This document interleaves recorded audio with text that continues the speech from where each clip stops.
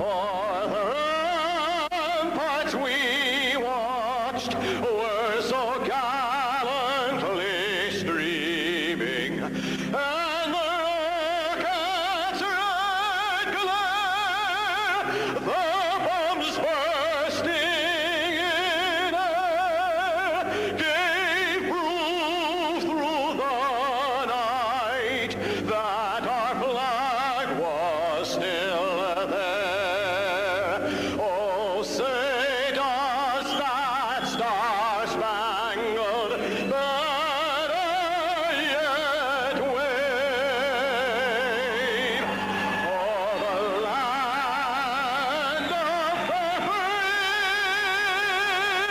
and the home of the brave? Mr. Rennie Rancourt, who has just recorded an album of national anthems. They're the officials for today. Bill McCreary will be the referee. Leon Stickle and Ryan Bozak are the two linesmen assigned for this afternoon's game. In goal for the New York Islanders, Bill Smith with a record of 20 wins, 12 losses, 3 ties, 3.62 goals against average, 1 shutout to his credit. Lifetime against the Bruins, 12 wins, 17 losses, and 6 ties. And in goal for Boston, it is Pat Riggin, who has won 17 times since coming here. 19 wins on the season, 13 losses, 5 ties. Overall, a 3.42 goals against average. Lifetime against the Islanders, he is 5-7-1, and facing them for the first time as a Boston Bruin. Brent Sutter is in center ice. Bob Bourne is on left wing. Mike Bossy is on the right side with Potvin and Dineen together on the Islander defense.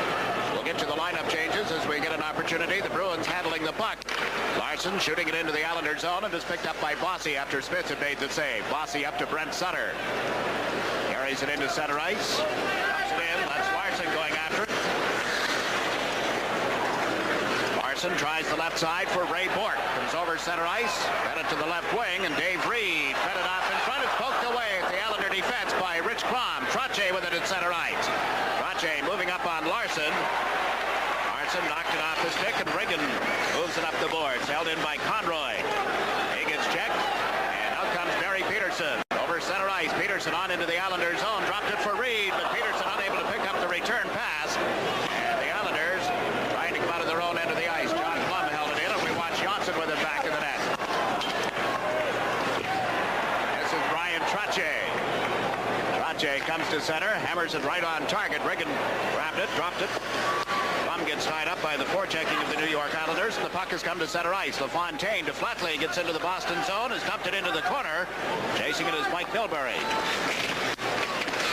Now Gillies moved in with a stick up on John Blum, and the puck comes to center ice. Jeff Courtnall to the left side. Milbury's shot sails high and wide. Jeff Courtnall in forechecking has played it back in the net. Randy Boyd up the left wing out of the reach of Gillies. That's going to end up in the Boston zone, and icing has been waved off. LaFontaine chasing Blum back in the net. Blum gets tied up with Flatley over on left wing. Now Courtnall has cleared it into center ice, and Steve Casper moves down the wing. Boyd takes him off the puck. Crowder went to center one. Courtnall is there. LaFontaine ties him up, and Boyd dumps it around to the left side. Held in by Talbot at the blue line. Boyd with it for the Islanders. To Gillies, who's relayed it just outside the line. Kluzak shot it back in, and we get our first play stoppage of the day. As you would expect in a Islander-Boston Bruin hockey game, physical action, a lot of hard skating right at the beginning. The Islanders know the Boston Bruins love to start quickly here in the Boston Garden. They like to get the jump on the visiting team. Bruins get an opportunity, as did the Islanders early in the hockey game. Here's the Bruins getting in close, but good defensive work by Richard Crom as you saw him scoot in and knock the puck away. Good defensive move by Richard Crom. Ken Morrow is not dressed for today's game. Roger Kortko is back in the lineup. Mark Hamway has been scratched. And, of course, Bob Nystrom out with the eye injury. This is the 34th game that he has missed since suffering that freak injury. Dineen held it in at the line, but Big Charlie Simmer just fed it out of the reach of Crowder. It ends up in the Islander zone. Potvin back for it. Up the left side for Bob Bourne, who is joined now by Brent Sutter and Dwayne Sutter. 3 Bruins get back. Brent Sutter gets over the line. The puck knocked off his stick. Riggin around behind the net to Ray Bourque. Up the wing. Potvin has to get back in a hurry as the pass goes to Linsman. He comes over the line. Gave it to Simmer, and the shot is wide of the net. Rolls on and off the mesh at the back. It is picked up by Dwayne Sutter. Now to Bourne. Bob Bourne on left wing. Shoots it in from center ice. The Islanders making a player change. Trache has come out along with Crom, and now Bossy out on the right side as well. And the Bruins have shot it down into the Islander zone. It's rolling on edge. We'll get an icing call as Conrad touches up. There's a break in the action at the Boston Garden. No score between the Islanders and the Bruins. Has to be pleased with the way the trade has drawn the Islanders into a higher level of play. They've been playing good hockey since the trade deadline. There's a drive from the right point off the stick of Johnson. Reagan had it measured all the way. Johnson, who had played right wing in Toronto on Thursday night, has dropped back to play the right side of the defense, teamed up with Steve Conroy. Fine shot. Tried to sneak one through. Reagan got the catching mitt. That's the first stop that Reagan has really been faced with. He gets his catching mitt on it. Reagan, of course, catches with the opposite hand to most goaltenders. He catches with his right hand. Most of the goaltenders in the NHL will catch with the left hand. Scene is out on the ice along with Reed and Peterson. There's Trache putting it right on. Reagan the save, and Ray Bork picks it up. Bork checked in his own end. Rich Crom gets tied up with Peterson. Harry Peterson is fed it out of the reach of Reed. Chasing it is Conrad, and we get another icing call against the Boston Bruins.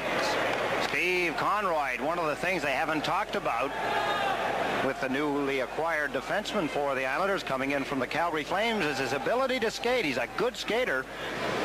Has his legs wide apart. He's hard to knock over and has a good stride. To see him going down the ice against Reed a moment ago, he got in ahead of him, touched the puck to create the icing.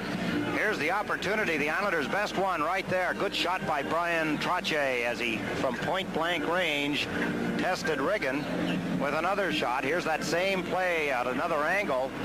Reagan back in deep with Trache standing that close. He wants to get as long a look at the puck as he can, and he can do that by being back into the net.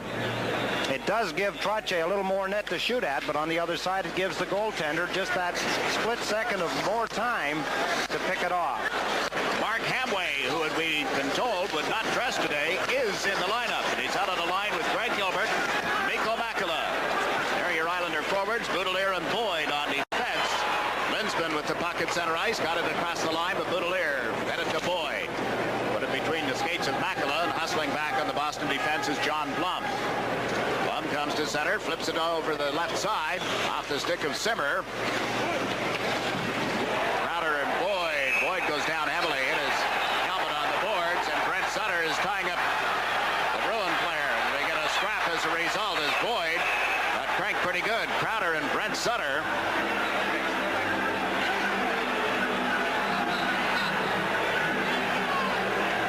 Crowder ran over Randy Boyd, and Brent Sutter said that was a lousy thing to do. It was a come from behind check. So Sutter steps in after Crowder, and you see the result here as they haven't really thrown any punches. They've just kind of grabbed a hold of each other. And with that stoppage of play, breaking the action and no score early in the first period, we'll return to the Boston announcement here. Brent Sutter gets 2 minutes for roughing and 5 minutes for fighting. Crowder gets 5 minutes for fighting. Now, you watch it along with me. Here's the play. There's Randy Boyd. There's the check from behind, a cross check. Now, that's right away a penalty. Here comes Brent Sutter. Now, you tell me where they fought. This is the complaint. Well, I've got lots of them, but here's one of them. If this is fighting, if they're going to get 5 minutes for that, what is going to be when guys take off the mitts and let them fly and land a few? Do they get 10 minutes for fighting then? One of the complaints, one of my many. Icings, that 5-minute call for fighting, that's an overreaction in a hockey game that I think if the players are allowed to play it out, they'll iron all that out on their own. Nothing for the cross-check. I can't believe that Crowder got away with that one. He leveled Randy Boyd from behind with a cross-check. In attendance here in Boston this afternoon is the Vice President of the National Hockey League, Mr. Brian O'Neill, one of the supervisors, also on hand, and they're busily jotting down notes as I look up there. Frank Adveri, yes. He's refereed for so many years in the NHL. He recognizes things like that, I would hope. But nonetheless, it was called by the referee doing tonight's afternoon's game. That referee is Bill McCreary. So Boston on a power play, and they come to center ice. Bork shooting it in. Linsman moves in along the right side. Bossy knocks it away from him. It's picked up outside the blue line by Ray Bork. They've Linsman, Pasine, Simmer, Peterson, and Bork out on their power play at the moment. Linsman plays it back into his own zone, and Ray Bork has it. The Bruins' power play is the 5th best in the league. 88 power play goals thus far. They're up against the Islanders, who now rank 8th best in penalty killing, and that has improved dramatically in the last few weeks. Linsman check back of the net. Potvin plays it up the boards. It's held in by Charlie Simmer. Linsman gets it back to the blue line and away from Bork. The Islander penalty killers, since the trade, been outstanding, killing off 25 in the last 26 times short.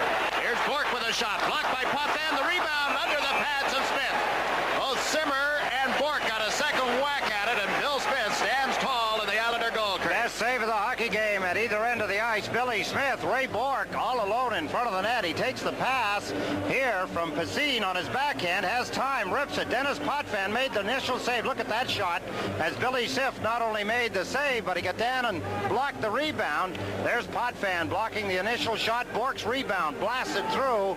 Smith standing the ground in front of the net.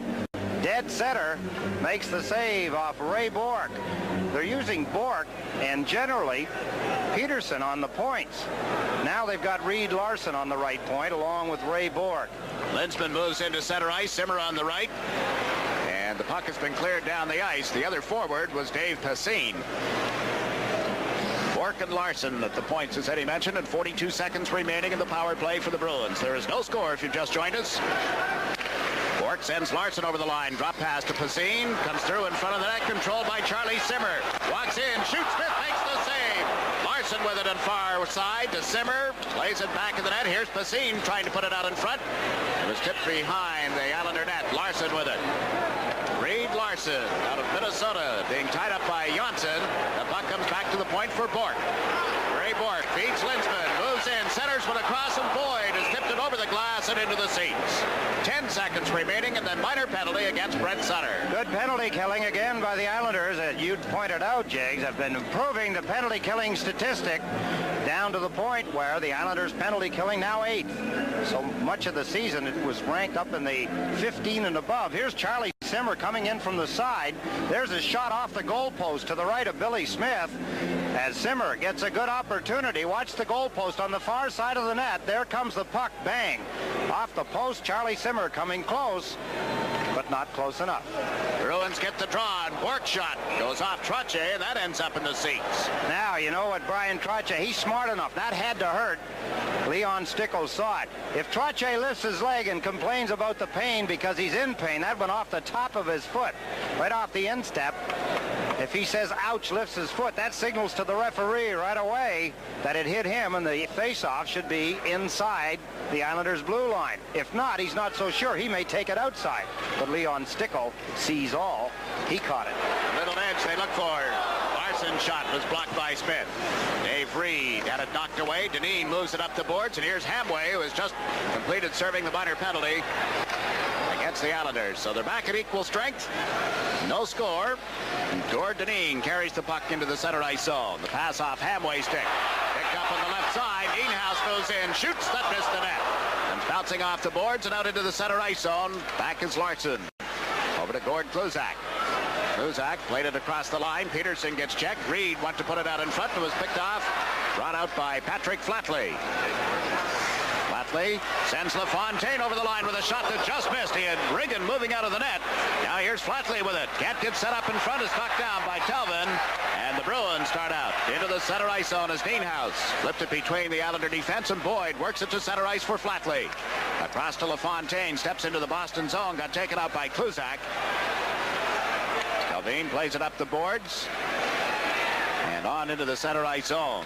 Nienhuis to the right wing for Casper. He is tied up on the play by Boudelier, and the puck goes to Boyd. To Gilbert. Telvin caught him from behind, and LaFontaine picks it up. Comes into the Boston zone, working on Milbury. Cuts to the right side. Shoots. Juggled, and now grabbed and held by Pat Riggin. There's a break in the action at the Boston Garden. A little less than 13 minutes to play in the period, and no score between the Acquired Reed Larson for his point position shot. Here he is. He's got a good shot. Look at Bill Smith. He got just enough of it to deflect it up in the air.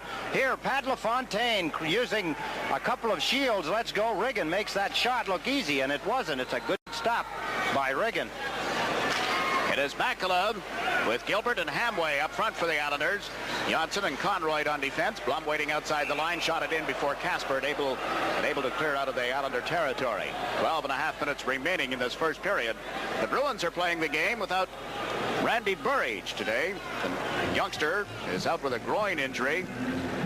For many of the hockey fans in the New York area who get to see the Bruin road games, you know that they conduct an annual poll of fans to select the 7th player. They made the presentation of that award here on Thursday evening, and Randy Burridge was the winner. Got himself a brand new red truck. 7th player. You won that, didn't you? Yes, that's very true. I won the first ever 7th player award. What color truck did you get? I didn't get a truck. John McKenzie won it the second year, and they finally decided rather than just give us trophies, they give us a nice trip. We took to Europe. All right. You and Pi McKenzie went to Europe Johnny together? McKenzie and I went to Europe, yeah. Well, that was in all the papers. Remember World War what? Comes back to Larson, and his shot tipped in front off the heel of Johnson's stick, and the Islanders, Mark Hamway has cleared it to center ice. Greg Gilbert gets it to Makela, and off his stick, Makela races it after it. Fired from an angle that just went wide. Comes to Simmer on left wing, up to Dwight Foster. Tipped it back, Lindstrom up the middle of the ice. Drop pass for Bork. Left side, Simmer is a backhander that's turned aside.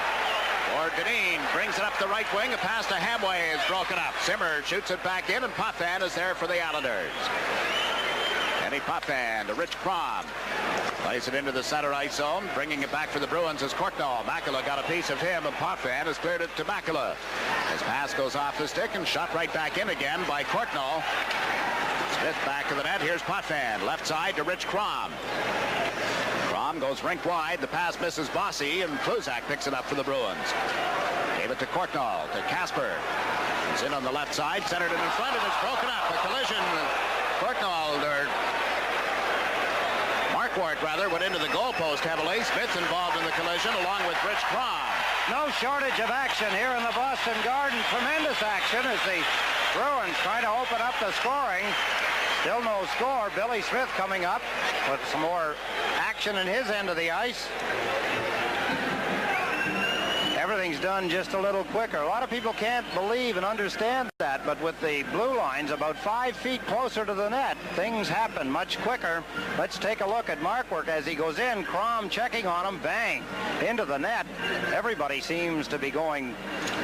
It's a good indication of how the nets, they come off. Some nights we complain that they come off a little too early, or a little too easily, I should say. There's Nevin Marquardt showing some pain as he ran into the net, ran into Billy Smith, Richard Crom, the whole cast of 3 heading for the net. It's not a very narrow area when you have 3 big bodies in 24 square feet.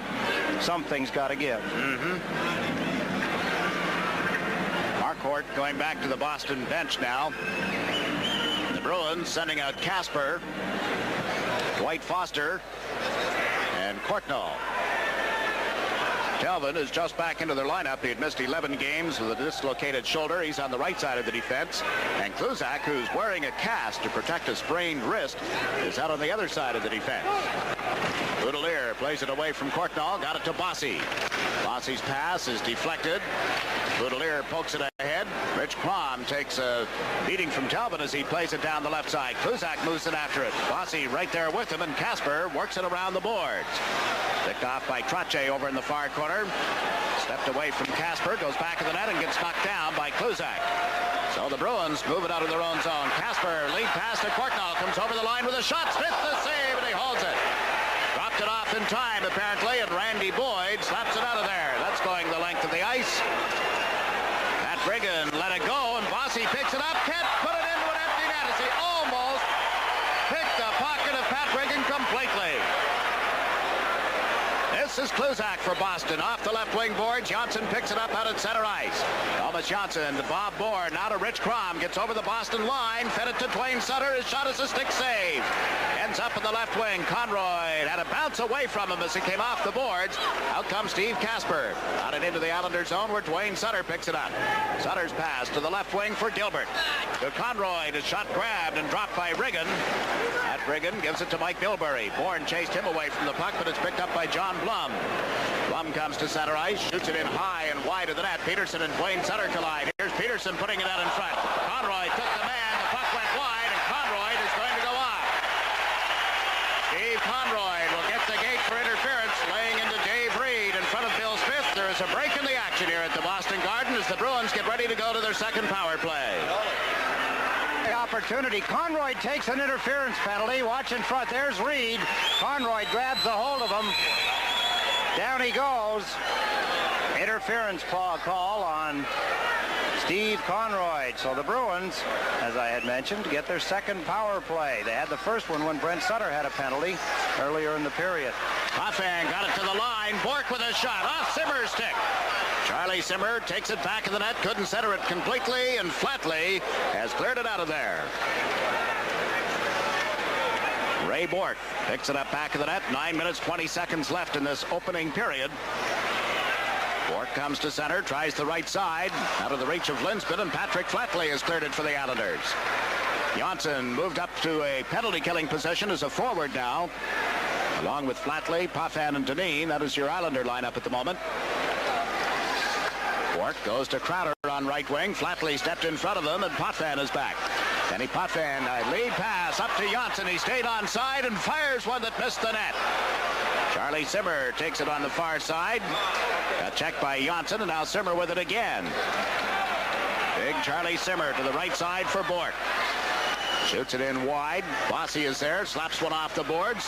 Up to Thomas Janssen, and he's cleared it down the ice with 56 seconds remaining in Conroy's interference penalty. More good penalty killing by the Islanders.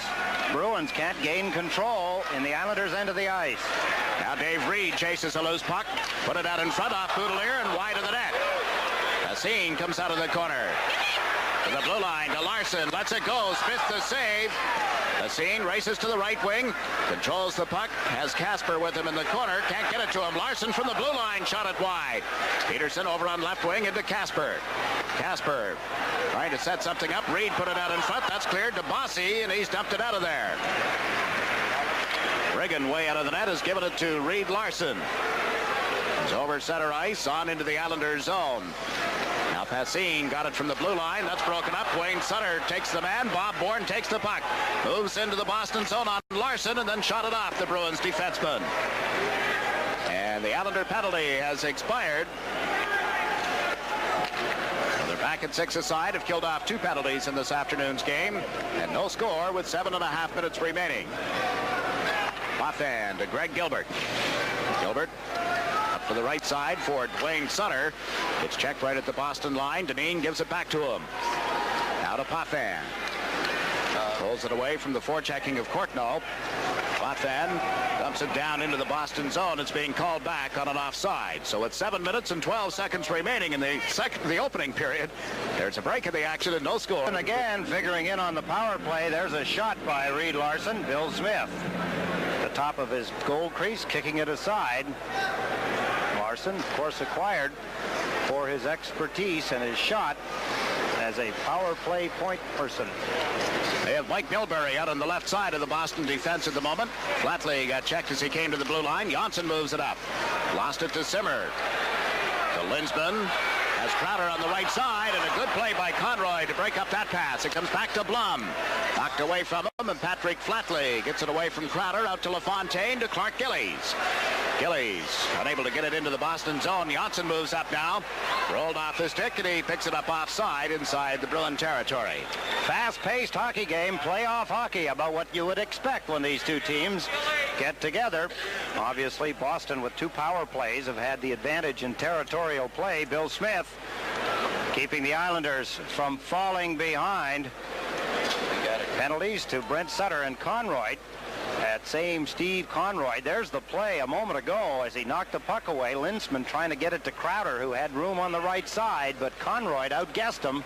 Got just enough of the puck to knock it away. A couple of other games in the National Hockey League this Saturday afternoon, and we'll keep you posted as scores become available.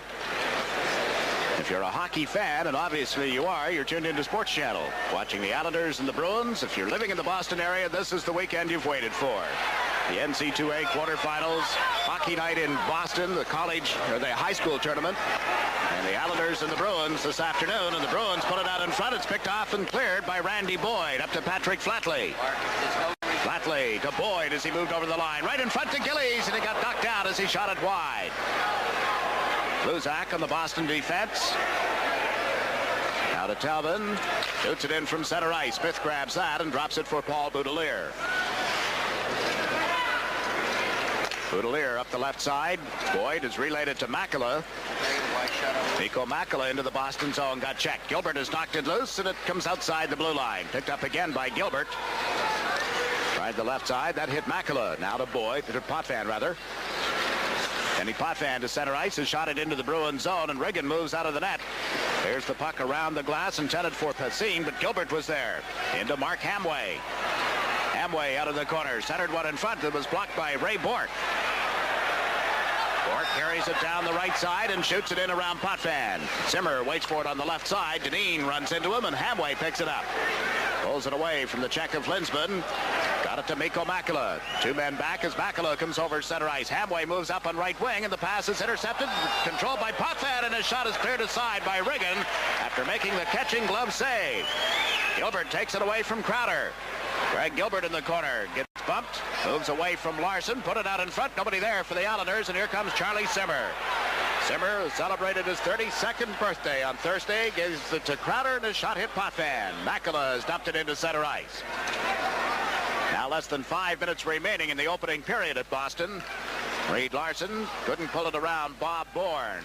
Milbury moved up the wing, dumped it into the center ice zone. It bounces in over the Islander line. Courtnall gets checked. Here's Crowder, or Casper rather, centering it right across in front of the net. Comes off the boards for Courtnall. Courtnall from a bad angle. Smith made the save and then dove right on top of the puck. There's a break in the action. We have 4 minutes and 24 seconds to play in the first period. The Bruins and the Islanders are scoreless. Boston Garden between the Islanders and the Boston Bruins. The out-of-town score has a 1-1 tie between the New York Rangers and the Philadelphia Flyers. That game played in Philadelphia. Big weekend for the New York Rangers. An important weekend. Every game important now, as their opportunity to make the playoffs hinges on the outcome of their games and what the Penguins do. Saw Bill Smith out handling the puck, held it long enough for a face-off. The Islanders at home on Tuesday with the St. Louis Blues, and then go to Washington next Friday. Here's the Boston Bruins. That's Plum as he bounces one in. Bill Smith looking like a first baseman reaching. Picking off a line drive just inside the line. Thomas Johnson has cleared the puck around the boards. He got away from Blum. Down into the Boston territory, and Bourque goes back. Bourne moving into forecheck. Bourque rounds the net, picks up a little steam. Comes to center ice and dumps it in. He did not get over the center ice stripe. The play did not result in an icing call, as the Bruins touched it first, and now you see it in a pileup along the boards on the far side. Ends up back of the net, controlled there by Conrad. Steve Conrad dumps it into center ice. Milbury back for Boston, works it off the boards. Rich Crom, who has just come out in a player change, picks it up for the Islanders, gives it to Boyd. Randy Boyd to Dwayne Sutter, went off his stick. Sutter collided with Milbury. Crom moves up quickly. Rich Crom tied up and taken down. Casper will go to the penalty box. Casper goes off for a holding. First Islander power play of the afternoon. Richard Crom showing some speed down his off wing, the right side. Casper in full flight right after him. Pulls him down. Watch number 11 here as Richard Crom down the right side. There he reaches out, grabs a hold of the left shoulder and then the left arm of Richard Crom, pulling him down. Gets the first penalty to the Boston Bruins, or I should say the first penalty that they have to kill. Back earlier in the period at 4:04, Crowder and Brent Sutter went off when Sutter got an extra 2 minutes. But there he is, Casper for holding. So the Islanders' power play will go into action. A look at Butch Goring and the Boston bench as the Islanders get set up for the power play. It was good on 4 of 5 occasions against the Maple Leafs on Thursday night. They have scored 1 power play goal and 9 chances against the Bruins this year. Puck played around the boards. Johnson with it at the right point. Into the corner to Crom. On to Brian Trottier. Trottier trying to get away from Larson. Bossy picked up the loose puck. Works from back of the net. Put it out in front. It was tipped and ends up in the center ice zone. Coming back is Potvin. Crom, Trottier, and Bossy are the forwards. Johnson and Potvin at the points. Potvin left side to Brian Trottier. He's over center ice and shoots it in. Bossy races it after it. Bourque beat him to it. Ray Bork around the boards, but right to Potvin. Benny Potvin across to Janssen, into Crom. Crom draws a crowd, had it docked away. He and Peterson get the sticks up. The puck comes out over the line. Peterson controlling it. It's intercepted and now picked up by Linsman. He shoots. Smith the save, and Janssen takes over. Thomas Janssen trying to control a rolling puck. Dumps it into the Boston zone, and there's Dwight Foster returning it. Foster acquired at the trading deadline from Detroit.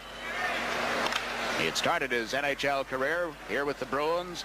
Went to Denver, to New Jersey, to Detroit. Oh, that shot off the skate of Clark Gillies, and he is hurt. Gillies limping as he goes back to the bench, really stunned with that drive. Here's Gilbert. Greg Gilbert across to Patrick Flatley into the corner for LaFontaine. Back to Flatley. A delayed penalty call in effect against the Bruins as Boyd lets one go that's wide of the net. LaFontaine takes it off the boards. Beats the blue line to Boyd. Randy Boyd centered one in front that was deflected. Picked up by Gilbert. To the point to Boudelier.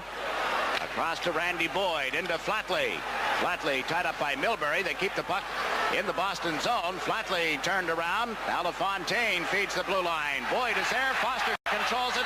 And that will get the whistle with only 7 seconds remaining in the penalty against Casper. That's always a decision that a team has to make. A lot of teams would sooner have the Boston Bruins touch the puck, stop the play, and get the two-man advantage. As Billy Smith did get out of the net, the Islanders get an extra man, but a two-man advantage, my thought always was, let them have the puck in their own end deep. So the face-off is going to be in the Bruins' end. We'll have a two-man advantage. That way, the Islanders, working against the Boston Bruins with one extra man, kill off a lot of time for Boston, in my eyes, as a penalty killer. There's two schools of thought, obviously, but there's a penalty to the Boston Bruins, a slashing penalty going to Milbury. Here he comes across, whack across the arms of Pat Flatley, and that's the penalty. But a good 35-40 seconds went along before the Bruins finally touched the puck. There's Clark Gillies, and it hit him on the outside of the ankle, where there's very little protection. All there is ankle bones, and no question you could see him go down. He couldn't get back up and hold his balance, put any weight on his foot. A foot goes numb. You have no feeling. You don't know that it's there. It doesn't operate. Now the Islanders operating briefly with a two-man advantage have shot it into the Boston zone. Larson picks it up. Played it to the point. Janssen is there. Casper back on the ice. Here's Bourne. One-man advantage for the Islanders. Janssen holds the puck into Bob Bourne. Fires one. Riggin down. The rebound was tapped wide by Dwayne Sutter. Bourne dumps it into the corner. Sutter from back of the net trying to get away from Larson's check. Couldn't do it, and the puck has been cleared up the wing. Janssen kicks it into the corner off Bourne's stick to Dwayne Sutter. Back to Bourne. To the blue line to Janssen. Out of Bourne with a minute to go in the period. Right back to Janssen. To Bob Bourne. Moves in off the right wing. Shoots one. Riggin down to make the save. Dwayne Sutter has it. Gets it to Bourne. Back to Janssen. In around the boards. Dwayne Sutter tips it on to Brent. Back to Dwayne. Bourne crosses through in front. The puck in the crease is cleared by Bork. Sutter with it now. Dwayne Sutter out of the corner. In deeper to Brent. Out in front. Dwayne Sutter shot it wide. Bourne can't swat it out of the air after Riggin had made the save, and it comes right back to Potvin. And Potvin can't hold it on the left side, and now gets it back to Janssen. 22 seconds left in the period. Larson has it for the Bruins. Shoots it into the Islanders' zone. Well, they're under heavy pressure in the Boston end, and the Bruins being applauded by the faithful here at the Boston Garden. Wayne Sutter out of Crom. Luzak goes to the corner, slaps it off the boards, and that will do it for the opening period as Fisk comes out to guide a rolling puck onto Bourne. And a siren sounds ending a good first period. Excellent pace here this afternoon. Neither team able to score over the first 20 minutes of play, and your score at the end of one. The Islanders nothing. There's no score between the New York Islanders and the Boston Bruins at the end of the first period. Shots on goal, the Bruins had 10, the Islanders with 9. Series of penalties, Conrad, Casper, Milbury. Boston with a couple of power play opportunities. The Islanders had a couple, and the Islanders' second opportunity will continue on into period 2 with 26 seconds remaining in that slashing call against Milbury. But really the story of the period, a couple of good saves, key saves by the respective goalkeepers. The pace of the period has been tremendous. Well, it's as we had talked about, it's the kind of a pace you'd almost expect, and so often when you expect this kind of a pace, you don't get it. But we're getting it here this afternoon. Tremendous Tremendous goaltending again at both ends of the ice. First half of the period, it was Billy Smith hemmed in a couple of power plays for the Bruins, and he did what he had to do to keep the Islanders from falling behind. Then the Islanders started to pick it up at even strength, and then a couple of penalties to the Boston Bruins, and the Islanders get the power play. Riggin is sharp at his end of the ice, so we've got what we call a typical playoff game here through the first period. 10-9 the shots on goal, so that shows you exactly where they're standing with the attempts at both ends of the ice. But no question that for Boston, Reed Larson is paying dividends for his shot from the point on the power play.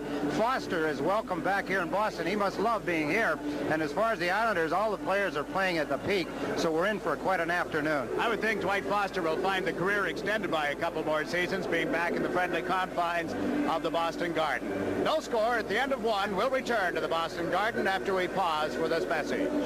The Bruins are scoreless at the end of the first period in Boston Garden. Large contingent of Islander fans here today. Members of the Booster Club are on hand. A busload of them made the trip over here.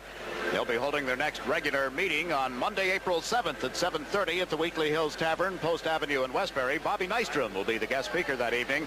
Monday, April 7th at 7:30. A reminder to members of the New York Islanders Booster Club. The Islanders are home on Tuesday night against the St. Louis Blues. On Friday, they'll be in Washington against the Washington Caps. And a week from today, as they celebrate Richard Crom's 22nd birthday, the Islanders will entertain the Edmonton Oilers at the Nassau Coliseum.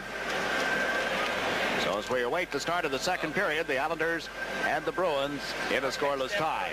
The hockey players are not born with all the talent that you see them display in the NHL. The learning process is often painstakingly arduous, and help, whenever it is obtained, is appreciated. Recently, our Stan Fischler attended a skate, shoot, and pass exercise at Candiac Park, where scores of youngsters were practicing the rudiments of hockey.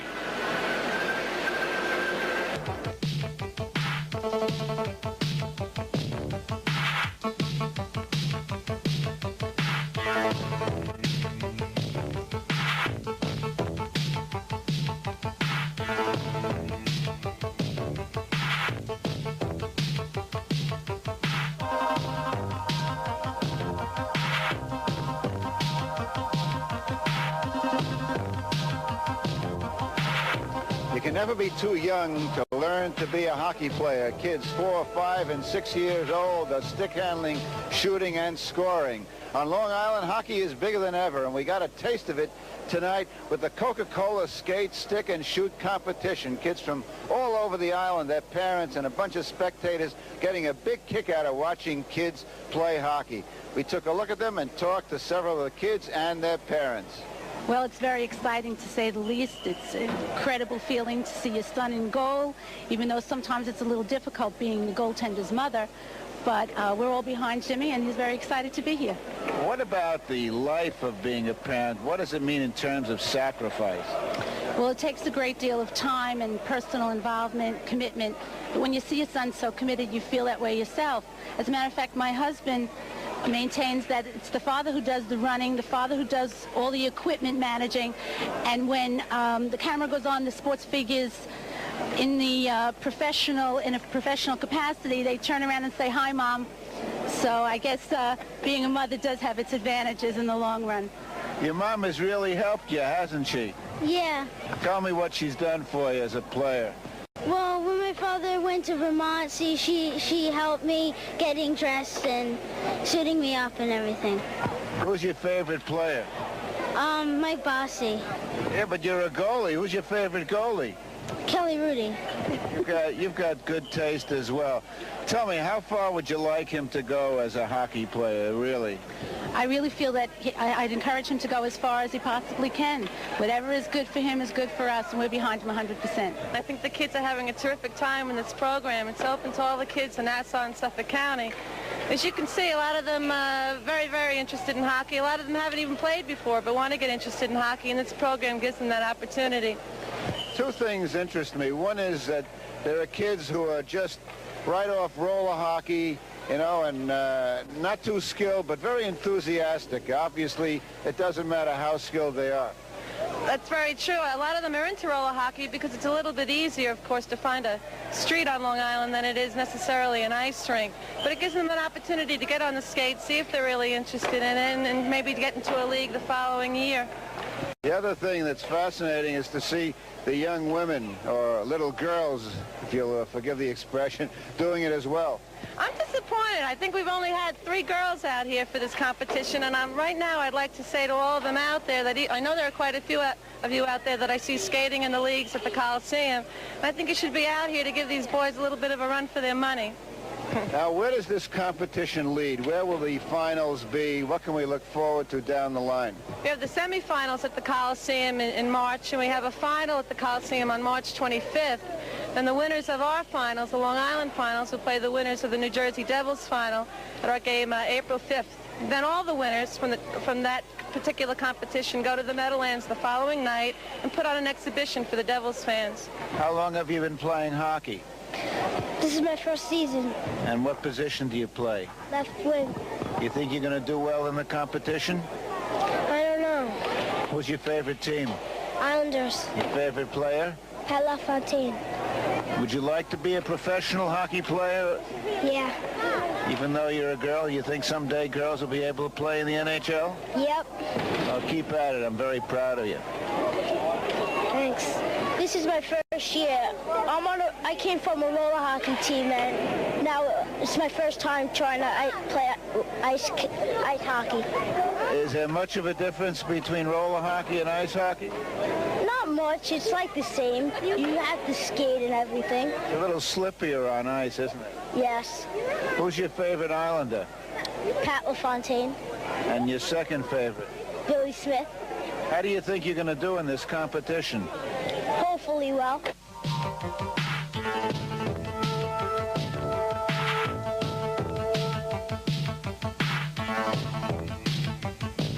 Boston Garden, no score between the Islanders and the Bruins, awaiting the start of the second period. We're also awaiting the launching of the Conrad Countess with the New York Islander fans and players, Eddie Westfall, myself, and our wives on Saturday, June 14th. That'll be our one-on-one postseason celebration at sea, setting sail from San Juan, Puerto Rico, and bound for 8 more exotic Caribbean ports of call. 5 Islanders and a former New York Islander.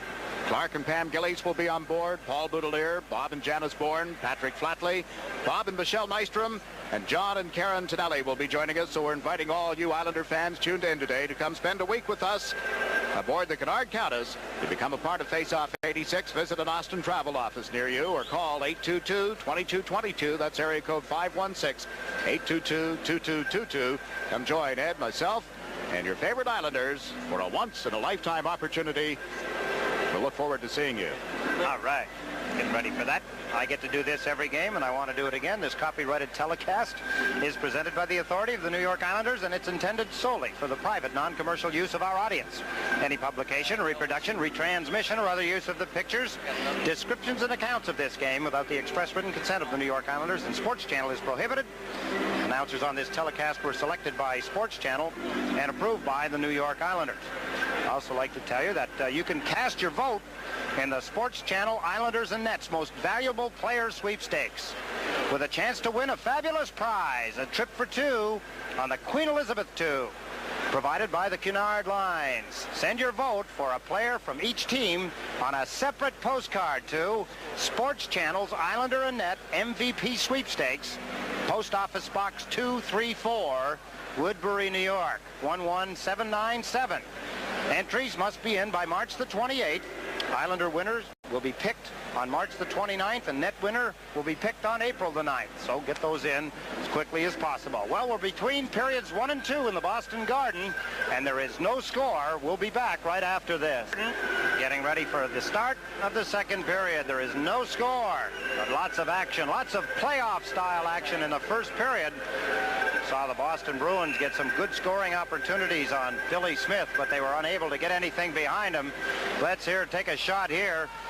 There's a shot blocked by Dennis Potvin. Roy Bork stepped in and took the rebound, tried to put it between the legs. There's Simmer hammering away, but Billy Smith has it trapped. Smith comes up big, and down at the other end of the ice, Reagan was kept busy by a couple of Islanders getting opportunities. We saw Pat LaFontaine get an opportunity along with Bob Bourne. Let's take a look at some of the action here. LaFontaine goes to his right, uses a couple of players as screens and rips a shot. Reagan makes the stop, knocked it up in the air, then picked off the rebound. And Bob Bourne right behind that play by Pat LaFontaine. He had an opportunity along with Bossy. Of course, Bossy came out from the side of the net. Reagan had mishandled the puck, but Bob Bourne had a slap shot, a ripping shot that Reagan was to make the save on. Take a look at Bob Bourne, and he had an opportunity. Here he comes. He's up at the top left corner. There's his quick wrist shot. Whipped it in. You could see the reaction by Reagan, a little bit slow as he was partially screened on the play, but he got the pad in front of it, kicked it away. Some of the action from the first period. The Islanders bench, Bob Nystrom, along with Brian Kilray in behind Nystrom. Get ready, along with Al Arbor. All three behind the Islanders bench. 26 seconds left in Milbury's penalty as the second period gets underway. Larson and Bork on the Boston defense. Gillies, who was shaken up in the first period after blocking a shot, is back out there. Here's Larson unloading one. Smith got a piece of that. Larson in the small arena will be dynamite for the Bruins with that shot. Foster kept it in for Casper. Potvin gets a piece of him. Casper comes out of the corner and clears it into center ice. Larson with it. Across to Bork, and the penalty against Milbury has expired. Up come the Bruins. Reed Larson being bothered by Gillies as he shoots it into the Islander zone. Trottier here on right wing is tangled up with Charlie Zimmer, and the puck goes to Janssen. Around to Potvin. Potvin up to Brian Trottier. Comes through center ice. 2-on-1 with Bossy. Trottier moves in deep. Bothered from behind. Still got the shot away. Reagan made the stop. It's loose back of the net. Cleared around the boards. Right to Randy Boyd. Boyd with a drive. Blocked in front. Trottier going for it. Delvin was there. Delvin up the right side to Crowder. Now to Milbury. Back to Keith Crowder. Bossy got a piece of him, and Michael Bossy is going to get a penalty. Crowder gets hooked up from behind by Mike Bossy. One of the few times Mike Bossy gets a penalty. Crowder trying to break loose on the right side. Hooking penalty. That's the signal by the referee. So the Boston Bruins, early in the second period with no score, get another power play opportunity. This will be their third of the game. There's Bossy. You see his stick on Crowder. He took a little dive. He lost his balance. And knowing that he might be able to get a penalty for Bossy, went to the ice. Bossy goes to the penalty box, and the Boston Bruins go to a power play, their third of the game so far. They are 0 for 1, obviously. No score in the game. 18:52 still remaining in the second period. Here's Reed Larson from outside the blue line. Look at Smith. Now the puck goes riding off the boards. Watch the ice. Bang. There's the puck right back out in front. Hard shot by Reed Larson. And the Bruins, with this bad advantage, set up Peterson on left wing. Zimmer bothering Smith in front of the net. Linsman over on the far side, handling the puck with a pass to Zimmer. Tried to put it in front. Boyd went down to block it, and Conrad has cleared it out of there. Michael Bossy now has picked up 12 penalty minutes on the season. He had 38 last year, 8 the season before that. He is off for hooking, called at 1:08 of the second period. Bork shoots it in from center ice. Goes around the boards to Crowder. Conrad got a piece of him. Crowder controls the puck. Conrad all over top of him. Now Linsman comes in, being bothered by Brent Sutter. Sutter down, had the puck beneath him long enough for a face-off. Fine penalty killing by both teams so far in the hockey game. Boston, as we had talked about earlier, shored up their penalty killing a great deal, I believe, in getting Dwight Foster back.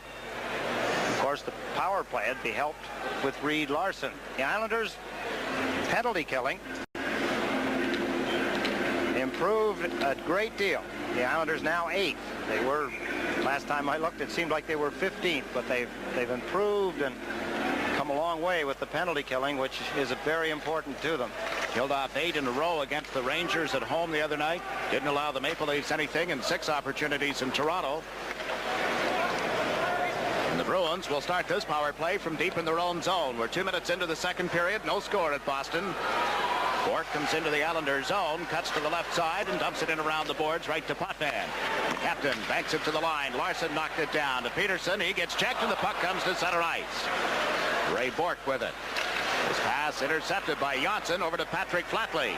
Flatley moves in. Takes it off the boards. Boy, draws a crowd in a hurry. 3 Bruins around him, and the puck goes to Peterson. Peterson to the left side to Ray Bork. Bork comes to center. Gave it to Larson over on the right side. Reed Larson cuts to the left. They flood this territory. Now give it to Peterson. He centered one off the stick of Smith. Comes through. Oh, what a save by Bill Smith. Larson gets checked by Potvin, and the puck loose. Simmer with it. His drive hits Teddy Potvin. Around the boards it goes for Flatley. Smith has come up with another ding-dong save here in the second period. He made a couple of brilliant stops in the first.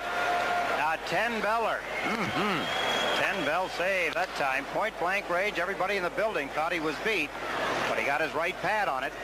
Knocked it away. Linsman feeds Kluzak in the Islander zone. He goes in deep, rounds the net with it. Kluzak can't find anybody open. Now gets it back. Telvin with a shot. Smith the stick save there, and Bossy clears the rebound. Telvin back into his own zone for the Bruins. Trottier and Crom into forecheck, and the pass up the boards into center ice is controlled by Bossy with the teams at 6 aside again. Randy Boyd dumps it in. It bounces off Riggin. The Bruins start from deep in their own territory. The defenseman, Michael Telvin, with it. Gave it to Kluzak. Up to Linsman.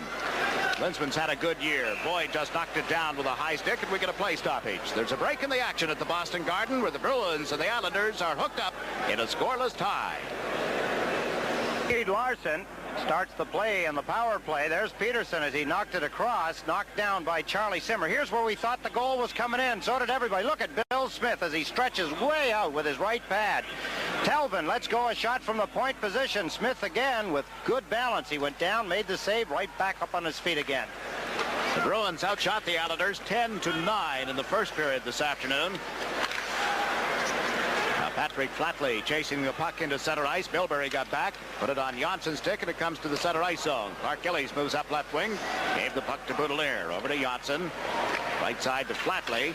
LaFontaine moved up, couldn't control it. This is Courtnall. Drop pass, and Foster shoots it in. Back to the Islanders is Thomas Janssen. Left side to Gillies. He and Blum battled for it. Went to LaFontaine. Right wing to Patrick Flatley. Flatley to Janssen, over to Gillies. Out to center ice, into the skates of Flatley. To the Boston line, LaFontaine picked it up, but he did so offside, and there's no further play. Tonight at 7:30, the Nets match up against the Sixers in Philadelphia. Don't miss the action. The Nets and the Sixers tonight at 7:30, only on Sports Channel, #1 in New York sports. Well, the Islanders have this game covered today by Assistant General Manager Jerry Eman. Bert Marshall is here. Earl Ingerfield is here. Rich Green, a lot of the scouting staff taking in the game. It's not the importance of today's game. It's just like I said in the first period, the place to be. The college teams aren't playing this afternoon, nor are the high schools. But they will be tonight. They were last night, and that's what they're here for. May as well take in an Islander Bruin game in the afternoon. That's entertainment for them.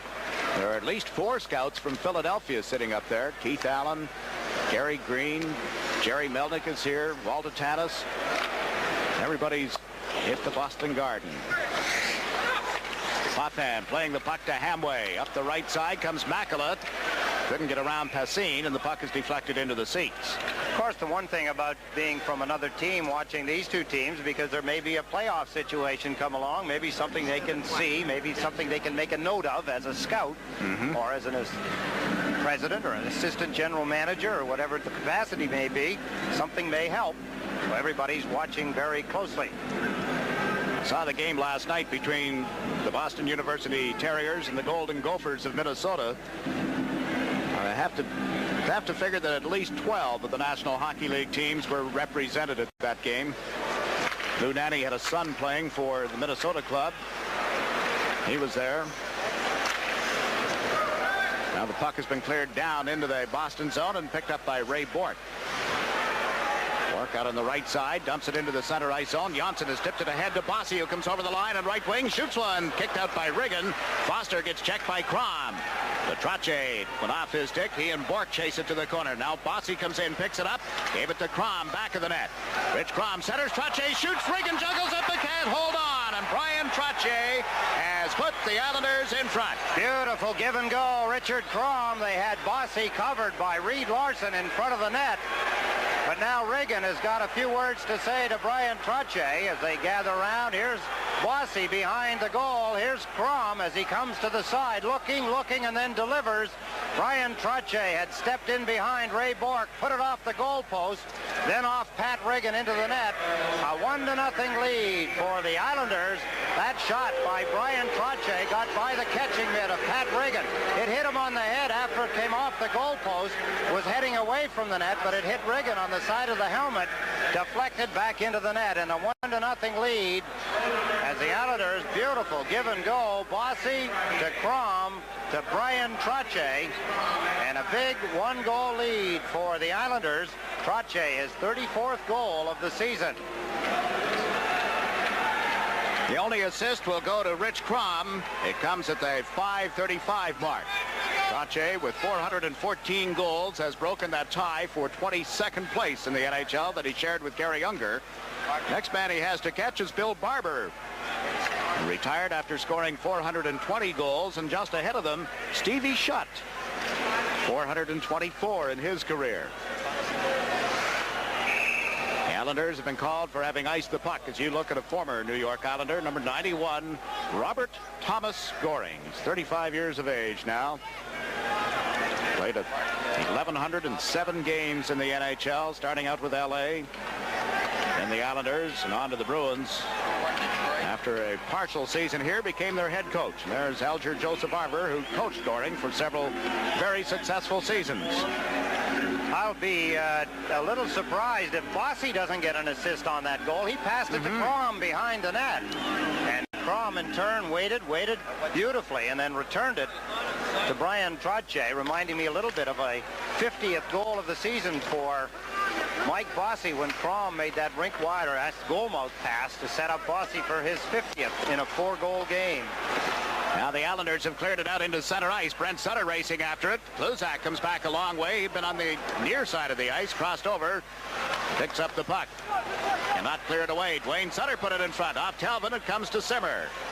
Simmer taken down by Brent Sutter. Dwayne Sutter with the puck now. Into Bob Bourne at the goal mouth. They can't tap it by Pat Reagan, who had stretched out to cover that 6-foot wide goal mouth. Simmer going for a loose puck. Has given it to Linsman. Linsman comes in on the left side. The pass through. Talbot picks it up again. Banned on his shot. Comes right back to him. A delayed penalty against the Islanders. Milbury's shot is kicked out by Smith. And as Bourne picks it up in the corner, we get a whistle and a holding penalty against Paul Boudelier. There's a break in the action at the Boston Garden where the Islanders are leading the Bruins. Belvin, his point shot. Smith kicking away. Bruins get the puck back to Bork. His drive right on. Smith made the stop and Dineen clears the rebound. Bork and Bossy down into the Boston zone as Bork plays it around the boards. Bossy goes after it. Steps in front of Peterson and got it back to Potvin. Now to Dineen. Or Dineen clears it into the Bruins zone. Reed Larson, number 28, parks behind the net and starts out with it. Larson over center ice, shoots it in. Mike Bossy takes it in the corner, couldn't clear it across the line. Peterson pulls in off the left wing boards and shoots one off the stick of Reed and wide. Cassine checked, recovers the puck, pulled it away from Trottier, comes in a little deeper. Cassine looks for somebody in front, worked it back to Bork instead. Trottier all over Cassine as Bork handles the puck. Trottier moves up on him, and the pass ricochets off some skates, but not out. Peterson dumps it back in the net. Reed has it. Dave Reed pulled it away from Trottier, and it's cleared to the blue line to Larson. Larson in along the boards. Reed and Trottier tie up.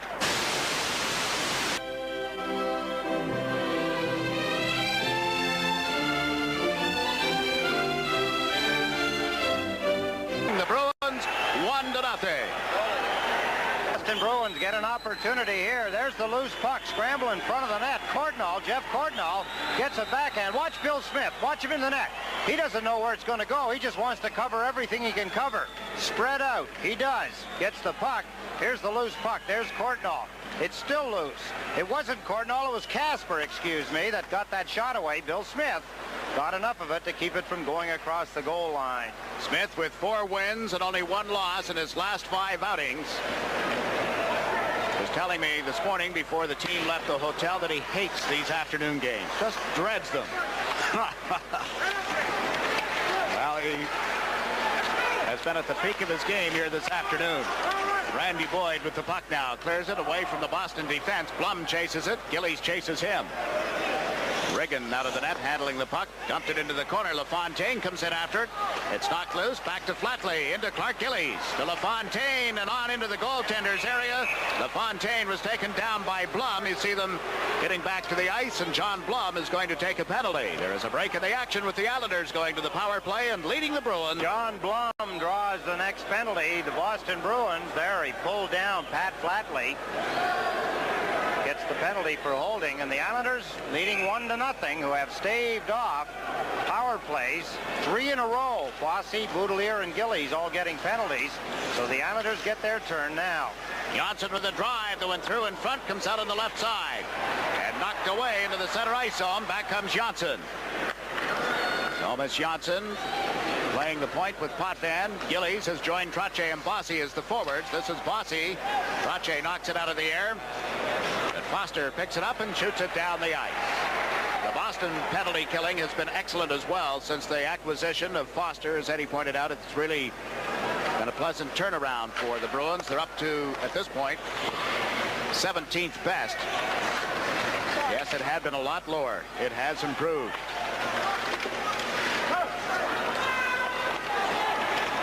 There's another reason for it, the play of Larson in his own end, getting the puck to Bork.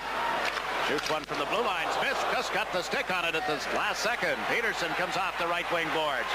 A check from behind by Brent Sutter, and Potvin takes it down. Potvin to Bob Bourne. Shoots it into the Bruins zone. Riggin leaves it for Talbot. Around the boards to Barry Peterson. Lost it to Boudelier. Centers one. There's Bossy tipping it to Sutter. He scores! Brent Sutter. What a play by Bossy, putting it out in front, and then Brent Sutter goes upstairs on the deflection. It really got underway when Bossy took the pass from Paul Boudelier. Here's the play at the point that made it possible. There's Boudelier to Bossy. Bossy just flipped it over, and Brent Sutter taps it into the net. A 2-0 lead as the Islanders with some good passing. Here, Boudelier to Bossy. Bossy quickly to Brent Sutter, standing alone in front of the net. He flips it up over the shoulder of Pat Riggin, and a 2-0 lead for the Islanders as they make their power play opportunity pay off. Brent Sutter's 22nd of the season, 9 of them now on the power play. That comes with Blum sitting out the holding penalty to make it 2-0. Now we were talking about the Bruins penalty killing. They'd given up only 2 power play goals in the last 4 games. That's since Dwight Foster arrived with the team. And it's now 3, and there's Brent Sutter shooting it wide, and he crashes into the end boards, but it's okay. Boyd holds it in. His pass to Sutter was cut off, and Kluzak has cleared it into center ice. Away from Peterson, down into the Islander zone. Randy Boyd with it. Boyd up the right side for Dwayne Sutter, now to Brent. Back to Dwayne, and he shoots it into the far corner. Bourne trying to sneak in around the defense. Got checked on the play, and the puck comes to Talbot. They go to the right side. That's Dave Passine. He's checked in the Islander zone, and it's cleared out by Bourne. Little less than 6 minutes remaining in the second period. Pat Riggin leaves it in the corner. Fontaine went in after it. Riggin was being tied up with Dwayne Sutter. Now Larson works the puck over to Keith Crowder. Crowder into center ice. Just flips it into the Islander zone. Chasing it is Steve Conroy. Up to Patrick Flatley. To Pat LaFontaine. Flips it through to left wing. Gillies in after it. He and Zimmer go to the corner. A couple of big, strong guys. Gillies trying to outmuscle Zimmer. Gets help from Flatley. Then Crowder arrived, and Flatley picks up the puck. Centered, but it's broken up by Bork. Ahead to Zimmer. He comes over center into the Islander zone with a pass to Linsman. Back to Bork. Fires one. Smith got in front of it. He was screened all the way. Had it long enough for a face-off, apparently. We have 5 minutes and 6 seconds remaining in the second period. And with this break at the Boston Garden, your score is the Islanders 2, the Bruins 0. Call. Bill Smith holds his ground. A screen shot catches him on the inside of the right pad. Boston Bruins trying to get into the hockey game with a goal. They're trailing 2-0 with 5:06 remaining here in the second period. Ray Bork has unleashed some pretty hard drives, but so far Bill Smith has been able to come up with the puck. Brent Sutter to take the face-off against Kenny Linsman. Sutter turning on Linsman, got the puck to Boudelier, and he's cleared it high down the boards into the Bruins zone. Not far enough for icing as Larson picks it up. Linsman has 76 points in 55 games. 1.38 points per game. You consider that he missed a lot of games with a couple of bones broken in his hand. One of those bones broken in his hand happened against the Islanders in the last time they played. That's right. Here at the Boston Garden. Ray Bourque handling the puck. It went off the helmet of Hamway right to Makela. Now to Hamway. Craig Gilbert comes over, picks up the loose puck. Gilbert gets out of the corner, then dropped the puck in a little deeper, and Bourque was there. Boudelier recovers out in the center ice zone, giving it to Boyd. To Makela, knocked away from him, and Larson shoots it in wide of the net. Linsman goes in after it, gets checked. Bill Smith out of the net, covers the puck as Simmer came cruising in off the left wing. Take a look at the Sports Channel out-of-town scores. It's a 1-1 score at the end of the first period. The Rangers and the Philadelphia Flyers. And how about those Detroit Red Wings? Break up the Detroit Red Wings. Oates has 2. Gare and Klima has 1, 4-0. They're leading the Chicago Blackhawks, and they got them in a hurry in less than 6 minutes and 49 seconds of the first period. 29-second mark, 2:20, 4:22, 6. I tell you, Oates with a pair. That's 6 now for Adam Oates after he had been banished to the American League. It was that free agent, high-priced free agent that they'd signed. One of several. John Blum with the puck back in the Boston defense has cleared it into center ice. Chasing it is Johnson. Courtnall comes in quickly. They tie up in the corner. Nienhuis comes out of the corner. Centered one. Picks it up again. Smith the save. Another shot is blocked in front. Milbury feeds Blum at the blue line, and that drifted wide. Here's Nienhuis from close range. Smith down. The puck comes loose, and it ends up in the skates of Trottier. Comes back to Milbury. Shooting. That misses the net. Wassey over. Can't clear it. The Islanders in trouble in their own end. Now Johnson works it around the boards, and Craig Nienhuis has it. Nienhuis into Casper. To Courtnall. Off his stick at the side of the net. Nienhuis with it. Nienhuis, who hasn't had a lot of playing time this afternoon, getting the Bruins working around in the Islanders zone. They're really a buzzsaw unit right now. Conrad has it. Trying to get it out of harm's way. It's held in by Milbury. Milbury plays it off Johnson into the far corner. Crom ties up Nienhuis. Trottier comes over, digs the puck off the boards, and clears it out of there. One of the best flurries for the Bruins, all of it instigated by the appearance of Craig Nienhuis. The Islanders move into the Boston zone. Brent Sutter with a shot off Milbury's stick. Milbury picks it up back of the net. Got it away from the check of Bourne, and out in the center ice zone, the Bruins feed Peterson. He comes over the line, drops it to Talbot. His drive, he scores! Michael Talbot, and Bill Smith reacting and broken his goal stick. They just hammered it to the ice and split it in half. A lot of pressure by the Boston Bruins, and the Islanders did not fold under it, but Bill Smith held them in until Talveen gets a drop pass from Peterson, and his long shot hit Bill Smith on the inside of the pad, deflected into the net behind him, upsetting the goaltender, who's been outstanding in the hockey game so far. There's the shot. Billy Smith is upset that that one beat him after making spectacular saves all through the first period, and most of the second period. One gets between his legs as Talveen finds the opening, hits the inside of the right pad, and puts the Boston Bruins on the scoreboard for the first time. And the Bruins move in 2-on-1. Kluzak had his pass blocked and cleared by Potvin. Reed ducks one. It stayed out somehow, and now a collision back of the net. Brent Sutter comes up with it. Can't get it to Dwayne. Peterson out in front. Shot it wide. Potvin takes his man down. There'll be a penalty on the play. Eddie Potvin is going off, and the Bruins, who are fired up now, get an opportunity with a man advantage. Only 2 minutes and 16 seconds remaining in the second period. I think the Stanley Cup was at stake here for the Boston Bruins fans. Potvin grabs Piscine as the Bruins, Kluzak led the rush. The defenseman, what an opportunity. They never got a shot away. Kluzak mishandled the puck. Then they come right back. Dennis Potvin has to grab a hold of Piscine. Here Peterson turning, faking. There's the pass. Potvin takes down Piscine, draws the penalty. And And the Boston Bruins with tremendous pressure. Here's Klusak losing the puck. Potvin knocked it away. There's a shot misfired by the Bruins, and Bill Smith got a piece of it, knocking it just wide of the net. There's the mayhem around the front of the net as the Bruins continue the pressure until Potvin takes a penalty, a holding penalty at 17:44. And the Bruins get their 6th opportunity on the power play. They haven't been able to do anything on it yet. As I heard the announcement, it was Telving from Peterson and Passin at 17:02, the Boston goal. And Potvin goes off for a holding at 17:44. Brent Sutter and Bob Bourne are the forwards. Boudelier and Boyd on defense. And the puck cleared into the corner. Brent Sutter and Linsman collide. Boudelier picks it up and clears it out of there. Bork knocked it down and chases it back into his own zone. In comes Bob Bourne, forechecking. Bork starts from back of the net. Left side to Ken Linsman. Goes in deep, trying to make the play across. Smith knocked it down. It came right back to him. And then fired wide by Peterson. Simmer parked at the side of the net. They can't get the puck to him, and Brent Sutter brings it into center ice. Shot it in off the boards. Peterson will pick it up back of the net.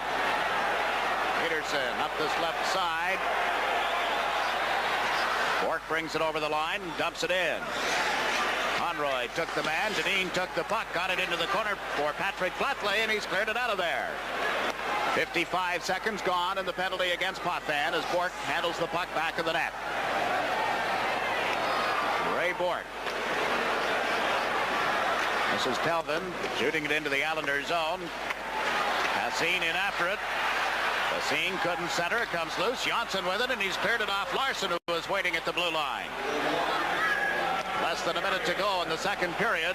Less than that even remaining in the penalty to Potvin. Larson up the middle of the ice. Gives it to Telvin here on the left side. He can't get over the blue line. Handles it again, turning at center ice, and is chased back by Johnson. Johnson gets a rest. Boudelier comes out along with Randy Boyd. Bossy moves into forecheck. Pass comes to the left wing for Klusak. Back to Telvin. Telvin shoots it in from center ice. Trottier waits for it. Plays it to Randy Boyd. Around the boards to Bossy. Can't clear it out of there as it hit Larson. Boudelier had it. It comes loose in front, and Boyd quickly shoots it into the Boston end of the ice. 2 seconds left in the penalty to Potvin, so they've done it again. That's 6 times they've thwarted the Bruin man advantage. Mike Bilberry brings the puck into the center ice area. Steps over the line and blasts one off Boyd, and just wide. It's cleared by Boudelier. Boyd steps away from the check as the siren sounds, ending the second period with the Bruins putting on all kinds of pressure.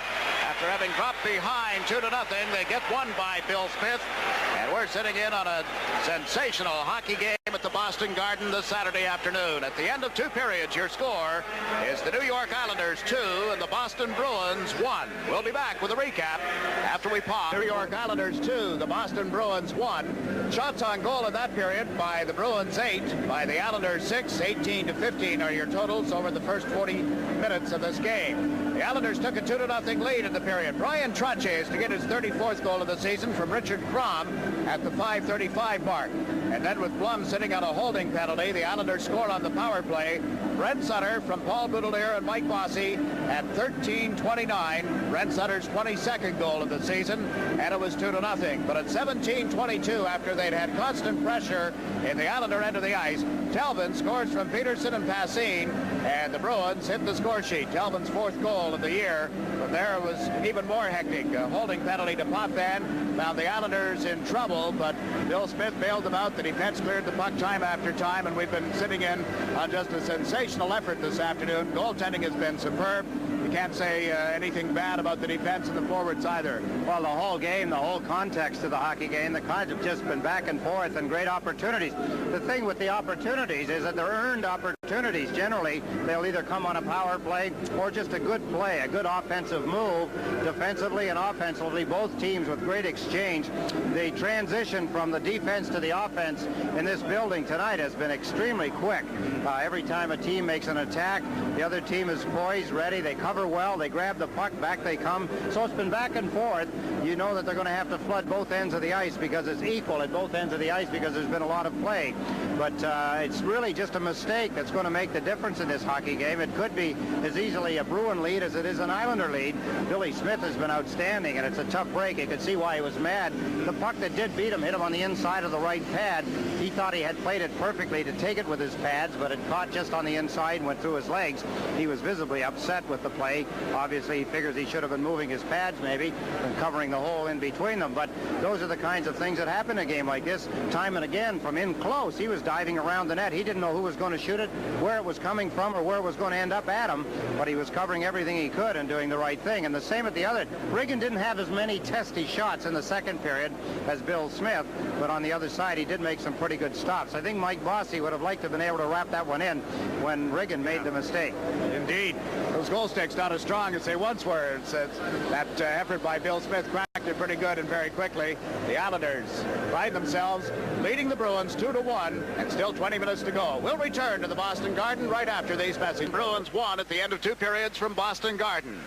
The Toronto Maple Leafs coach, Dan Maloney, calls Michael Bossy the best sniper he has ever seen in the National Hockey League. Well, he should know Michael Bossy recorded a hat trick at Maple Leaf Gardens on Thursday night, picking up 3 goals. It gives him a total of 56 this season. But Dan Maloney was just echoing something that opposition goaltenders will agree upon. Bossy's weapon is an implement that looks ordinary at first glance, but is more complicated than one might think. Mike Bossy told Stan Fischler what makes a good hockey stick. On how I feel at any certain time. This year I've gone to a stick that is a little more whippy than usual, and there is no particular reason why I've done that. In the past I've been using very stiff hockey stick, one which the Titan brand seemed to put out in the past a little easier than other companies. But this year I've gone to a little whippier shaft, and I've been using the Turbo Titan now for a couple of years. Now, when I played hockey, our greatest fear was breaking a hockey stick. Now, with your shot, I would think that you'd break a lot of sticks in a season, yet you tell me that you break none. How come the sticks don't break anymore? What goes into this stick that keeps it from breaking? Well, this stick, this particular stick is foam injected, and it is completely wrapped in fiberglass, which gives it a lot of the stiffness and a lot of the durability that it has. Actually, I played the first 12 games of the year with the same stick, and they do tend to break down a little from the inside after a while, but more so on a professional level because of the stress that we do put on the hockey sticks. Now, I notice that you have a curve, okay? It's not a really grave one, but it certainly isn't a straight stick. Why is it curved this way? What does it do for your particular game to have it that kind of curve? I like to have the stick curved mostly from the heel of the blade, more so because I like my curve, the more pronounced curve, to be at the end, particularly for my slap shot. I really don't use the curve in the stick that much, except, as you notice, the end is a little more curved, and it is a little turned out as would be a 9-iron or a sand wedge, and that's used mostly for close-in situations when I'd like to get the puck up, or in our end when a flip is needed to get the puck out of our zone. And I only use the front portion of my stick for a slap shot when I would like and try to get the puck to do certain things, whether to stand up on end or have a fluttering motion. If you were recommending to a young hockey player the selection of a kind of stick, would you recommend anything in particular? Would you recommend a curve of any kind or any particular size? How would you recommend the stick to a kid? Well, I think it's important for a youngster to develop the basic skills of hockey, and to do so I would strongly recommend not using a curved stick, or using a very minimum curve in the stick, only because it does tend to get a little difficult stick handling, and if you're not used to the curve, it makes shooting harder than it actually is, and of course taking a backhand with a curved stick is a little difficult. And as professionals, we've had years and years of practice at doing all of those skills, so we've basically got used to using a curve. And also, most of us have been using the same curve for years and years now, so you know, it's really nothing for us to go out onto the ice and take a wrist shot with a stick as this one, compared to kids who go in the stores, and sticks aren't usually the same every time, so they may have a lot of difficulty in adjusting their shot or their passes to one particular stick.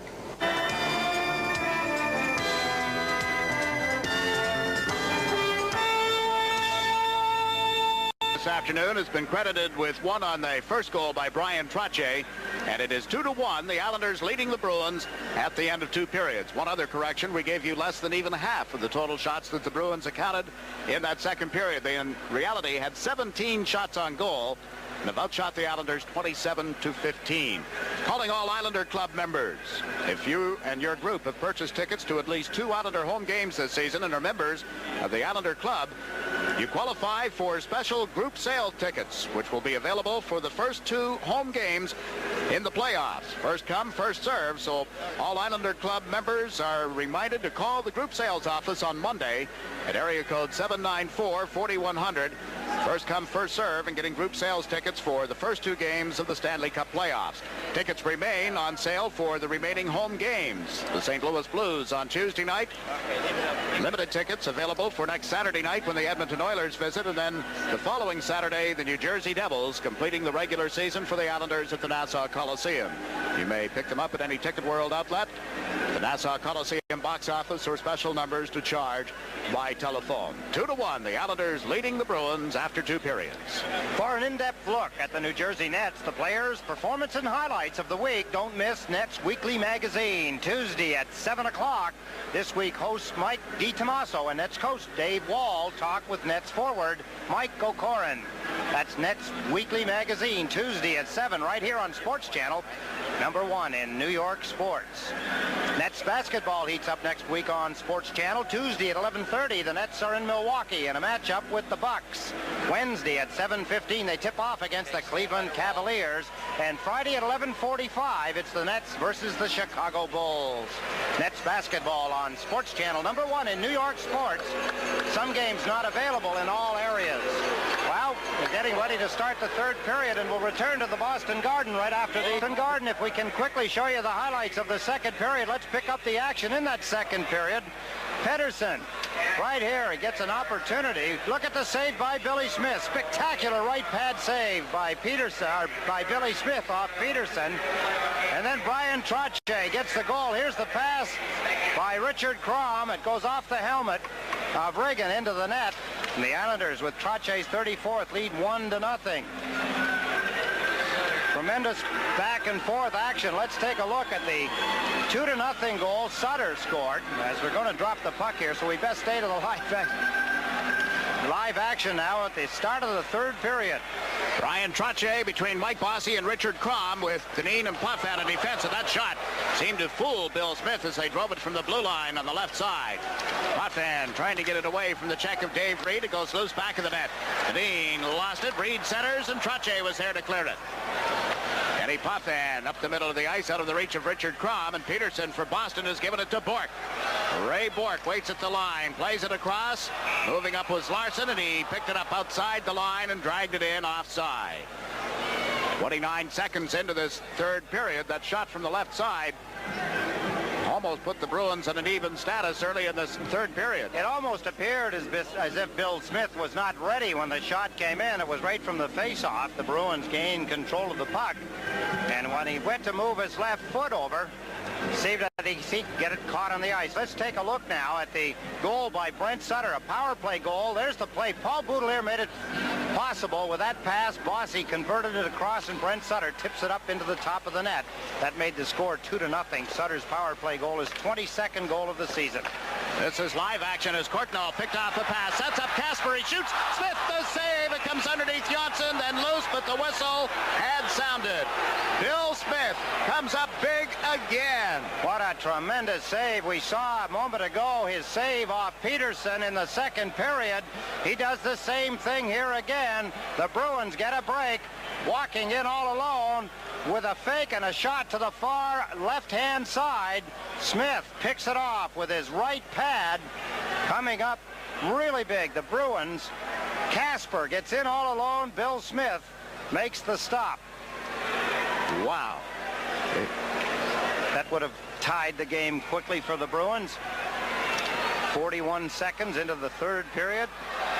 Now Courtnall and Dwayne Sutter in a verbal battle. Nienhuis joins in.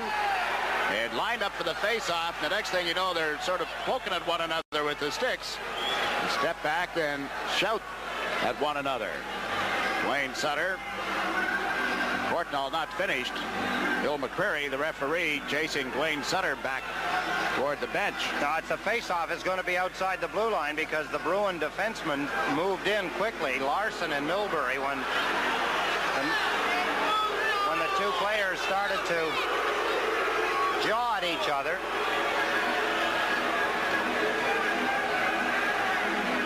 Milbury and Larson. You see Butch Goring. Milbury had been his assistant coach when the season began. Because of all the injuries, Milbury came out of retirement. There was some speculation that Butchie would be next. Nienhuis holding the puck in, centers it across. Casper back to Nienhuis. He took a dive. There'll be a penalty. Conrad is going to get the gate. And now a little ruckus in the corner here as you see everybody except the Boston defense and the two goaltenders arrive on the scene. The reason the Boston defense are not moving in this time, the last time they did that, the face-off came outside the blue line as they separate Bob Bourne of the Islanders and Jeff Courtnall of the Bruins. Islanders were in a delayed penalty situation. There was a penalty coming, I believe, to Steve Conrad in the front of the net. The Bruins get a break here, a 2-on-1 break, and there you see Conrad take Courtnall down. From there, some more pushing and shoving. So we'll wait for the announcement of the penalties. I think there's going to be more than just the penalty to Conrad, as you see Bourne in the penalty box. I don't think Conrad is going to get a penalty. He has come back and... You're kidding. He had his arm up. Yes. There was a delayed penalty in action by the referee before anything happened with the two players, Bourne and Courtnall. I don't believe that the Bruins aren't putting up there was a delayed penalty. Well, what he has done is called a double minor on Bob Bourne. He's giving Bourne 2 for hooking and 2 for roughing and not giving Conrad anything. Courtnall is drawing a roughing penalty. I'm glad you said. I thought I was seeing things. He had a delayed penalty on Conrad, but he ends up giving Bob Bourne the double dip. Well, anyway, we've seen some strange things. He's had a few fast whistles in this hockey game. He may be a little jumpy with some of the brass from the National Hockey League here. As you had pointed out at the beginning of the hockey game, Brian O'Neill is here along with Frank Adberry. So maybe he's a little jumpy with all of that attention. The Bruins hold the puck in at the Islander line. Crowder playing it in along the boards. Here's Zimmer in the corner up to Ken Linsman. Back to the blue line. Ray Bourque with a drive. Smith kicks that aside, and Trottier has cleared it out into center ice. What a good job by Randy Boyd that time as he cleared out Keith Crowder from in front of the net looking for the rebound. This is Conrad handling the puck. A check by Zimmer, and Boyd is there to help out. In comes Linsman. Back to Bourque. Trottier moves up. Bourque gave it to Linsman.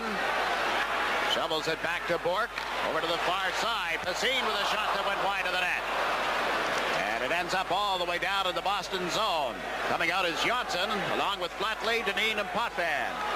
45 seconds gone in the penalty, the minor penalty, the first one against Bob Bourne, one that makes the Islanders shorthanded. Lindsman comes over the line, the pass to Crowder, broken up by Potvin, and then Potvin and Crowder collided. Both of them went to the deck. In the meantime, we watch the captain of the Bruins, Ray Bourque, shoot it around the boards. Potvin goes to the corner to take it away from Simmer. Put it right on Lindsman's stick. He shoots. That hit a stick and went ricocheting wide of the net. I think that hit Dennis Potvin. He was the one that passed it blindly and intercepted by Lindsman in his low, hard drive to the lower right-hand corner. I think Potvin got his skate in front of it.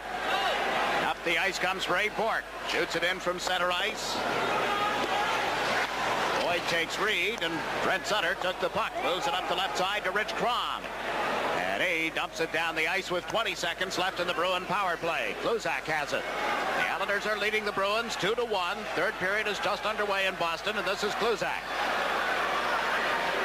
Gord Kluzak got bumped. Randy Boyd picked up the puck after Crom had leaned into Kluzak. Melvin back for the Bruins. And that'll do it. The penalty time has expired. Amway, who had been serving that penalty, comes to the bench, and out comes Patrick Flatley as Reed shoots from the blue line, and it's offside. There's a break in the action at the Boston Garden. Your score, the Islanders 2, the Bruins. Play underway briefly here in the Islanders zone. The puck loose on the right wing boards. Patrick Flatley clears it down into the Boston zone. Riggin handles it at the side of the net. LaFontaine moves in on him. Riggin just put it in the corner. Milbury got checked. Flatley centers it out in front. Conroy turns, shoots from the point, and that just missed. LaFontaine puts it in front. Gillies with a shot. Riggin makes a spectacular save. Tremendous save by Riggin. Much similar to the ones we've seen by Bill Smith as he stretches out his right pad, and Clark Gillies shot aimed for the net. Here, a good play by Steve Conroy. There's the shot. It went just inches wide. Gillies steps in here in front of Nienhuis and drills it. That looked like it was going into the empty net, but out of nowhere comes Riggin to get his right pad. Riggin deflected that shot by Conroy wide. Look at Pat LaFontaine keep the puck in play in front of the net as Clark Gillies rips a shot that Riggin comes up very big on. Here's the play as Bourque lets go a shot a moment ago. Good stop by Smith. Brian Trottier clears the rebound. Wow. LaFontaine to Gillies, and from the face-off, he shot it off the blocking glove of Riggin. Flatley picks it up over on the left wing. Into the corner for LaFontaine. Waits, center to Gillies. That was broken up by Riggin as he came across the goal mouth. Now LaFontaine gets knocked down. Flatley goes after a bouncing puck. He and Bourque tie up in the corner. It's loose for Lindsman. Kenny Lindsman cut through right in front of the net. Lost the puck to LaFontaine. At LaFontaine with a backhander right across the goal mouth, and it ends up on the right wing and cleared out to center ice. Conrad shoots it back in. It'll be picked up by Bourque. On to Larson, off his skates to Gillies, and he brought it back in offside. So many times we talk about players skating in front of their own net. It's okay as long as you've got good possession of the puck and nobody's there to check you.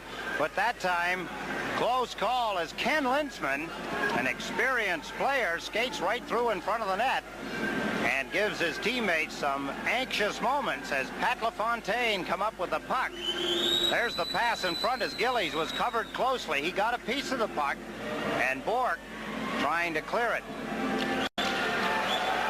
You look at Pat Riggin. He was in goal when Marcel Dion got an assist here the other night to put Dion in second place overall in the all-time scoring list in the National Hockey League, passing Esposito and trailing only Gordie Howe with 1,591 points now.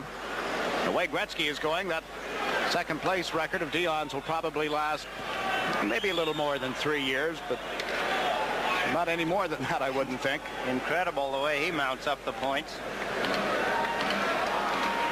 Close call. The Islanders getting a couple of opportunities. Clark Gillies probably wondering what else could he do. He had the open net. He fired it. A crisp, hard, snapping wrist shot that Riggin come out of nowhere to get. Now Bossy picks up a loose puck and rounds the net. What a move. Put it into the goal mouth, but it's been cleared, and here's Boudelier. Fed it across. Oh, my goodness. Bossy had Riggin at his mercy, and Riggin won the battle. Nienhuis after a loose puck, but he's offside, moving into the Islanders zone. He gets ridden into the crossbar with Crom and Boudelier right there together. The play had been whistled dead at the blue line, but the momentum of the two teams carried them right into the goal mouth. Just to get a piece of the puck creates the offside. There's Riggin. What a save Riggin makes off Mike Bossy from close in. Paul Boudelier. There he is as he rips the pass across. Quickly, Bossy shot it. Look at Riggin dragging his right pad. Got enough of it to pull it away as Kluzak, the defenseman, picks up the rebound. Mike Bossy robbed from close in by Pat Riggin.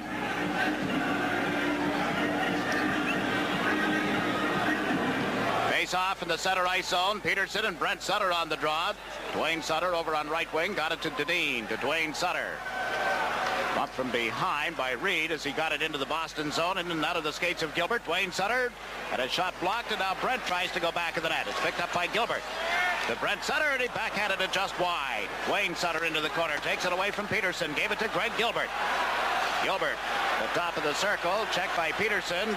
Got it into the corner. Blum and Dwayne Sutter after it. Now Gilbert gives chase. Peterson steps in front of him. Brent Sutter chases a loose puck. Bumped by Milbury. Gilbert steps between them. Brent Sutter had it in his skates, lost it, and Peterson has cleared it around the boards and out into center ice. Potvin hustles back with Basine right on his tail. Potvin clears it down into the Boston zone. Mike Milbury will touch up and we'll get a whistle for icing against the Islanders. Still 14 minutes and 20 seconds remaining in the third period here. A couple of other afternoon games to check up on. As you get a close look at Coach Butch Goring, let's look at the Sports Channel Out of Town scoreboard. In the third period, Philadelphia now lead the New York Rangers 3-2 on a goal by Craven. And the game, Chicago playing at Detroit. Chicago have now got on the scoreboard. It's 4-1 Detroit over the Chicago Blackhawks in the second period. That race between the Rangers and the Penguins. Pittsburgh is at Quebec tonight. Hartford, in a race with the Boston Bruins, will play at home tonight against the Los Angeles Kings. No question who Hartford would like to see win this hockey game. And who Boston would like to see win in Hartford tonight. And it's not the home team. It would be the Kings. Crowder got the puck back from Larson, but it was offside at the New York Islander blue line. Well, there's a moment of memory here this afternoon at the Boston Garden. Tim Moriarty, who has covered hockey for many, many years, started his career right here in the Boston area. Has covered the Islanders and the Rangers for Newsday for several seasons. Tim is retiring at the end of this season, and he has his family here today. His sons are here, and this is where it all began, and this is his last trip as an active newspaper writer to the Boston Garden. It has to be a sad day, I would think, for Tim. Oh, we wish him well. I suppose if you're looking forward to retirement, as I'm sure he is, it's kind of mixed emotion time. There's a few places he'll probably visit this season, which will be the last visits as an active reporter.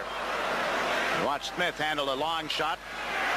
Rache clears it around the boards, and Conrad shot it over the head of Talvin down into the Boston zone. Kluzak goes back for it.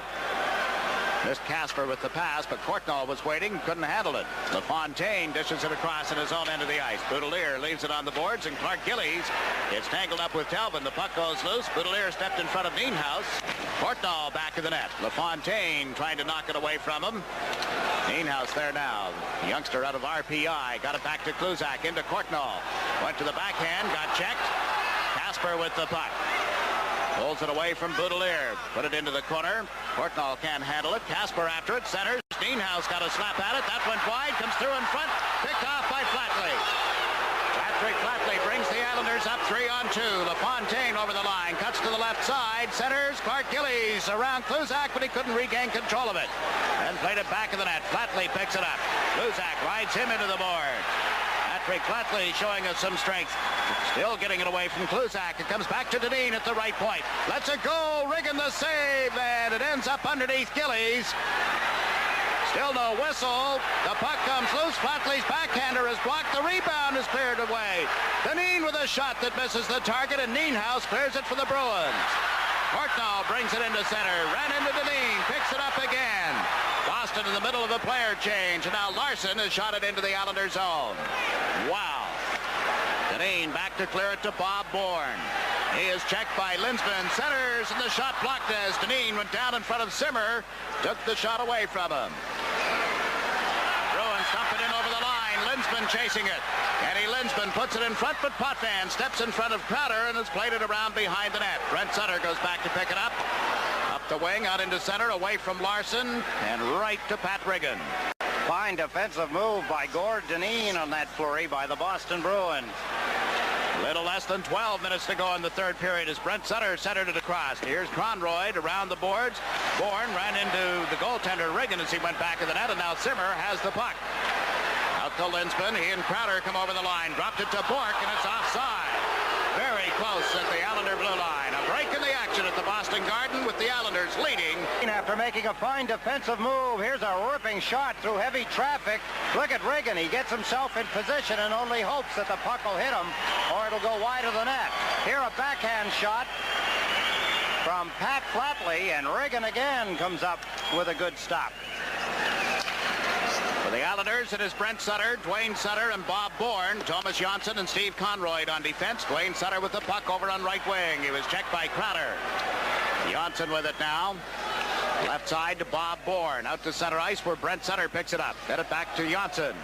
It's up the right side. Shot it into the Boston zone. Riggin will leave it for Bork. The Islanders make a quick player change as Bossy has come out with Trottier and Crom. Larson back of the net. The Bruins now make their changes. Two coaches scoring of the Bruins. Arbor of the Islanders trying to go line against line here. Larson with a shot. Smith the save as Larson boomed that one. Crom plays it around to Randy Boyd. Up to Bossy. And he has dumped it into the center ice zone. Trottier gives it to Crom. He's got a break. Reed comes back. Crom with a shot. Off the goal post. Oh my. Crom digs it off the end boards. Gives it to Trottier. Into the corner for Bossy. Puts it out in front. Riggin turns it aside. Bossy with it again. Turns. Fires one off the skates of Milbury. There's Peterson clearing it out for the Bruins, and Boyd will pick it up at center ice. Across the left wing to Rich Crom. Up it in a little deeper. Milbury back. Reed shoots it into the Islander zone, and Potvin has to go back for it. Both teams changing on the fly. Clark Gillies gets tied up in the boards. Peterson centers. The puck is tipped and out into the center ice area. Back comes Milbury. To Passine. He is dragged down. Play goes on as Flatley gave it the innocent look, and LaFontaine comes over the line offside. 10 minutes and 3 seconds remaining in the third period. There is a break in the action at the Boston Garden with the Islanders leading by a single goal. Into the Islanders zone. Courtnall went in after it. He and LaFontaine arrive at the same time. And Potvin dug it loose, gave it to Gillies, now to Dineen. Or Dineen shoots it in. Flatley goes in after it. Riggin poked it into the corner, right to Flatley. Patrick to Clark Gillies. Tried to set up LaFontaine in front of the net. It was broken up, and Talbot comes to center with a pass to Courtnall. Drops it back. Casper shoots it way wide of the net. Here's Talbot off the right wing boards. Got it in deep to Courtnall. Couldn't center. Potvin with it now. Finds an opening and clears it into the center ice area. We're midway through the third period. Talbot handling the puck. Off the skates of Courtnall to Flatley, and he shoots it down the ice. This will result in a whistle.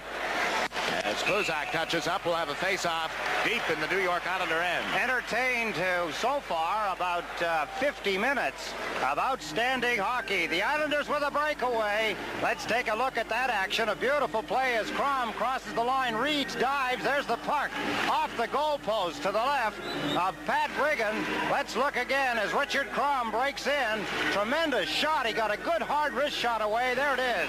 Off the goalpost. It comes back behind Pat Riggin and away from the net, as the game is close in all aspects. Two goalposts in the hockey game, one by the Bruins, Charlie Simmer, that one by the Islanders, Richard Crom.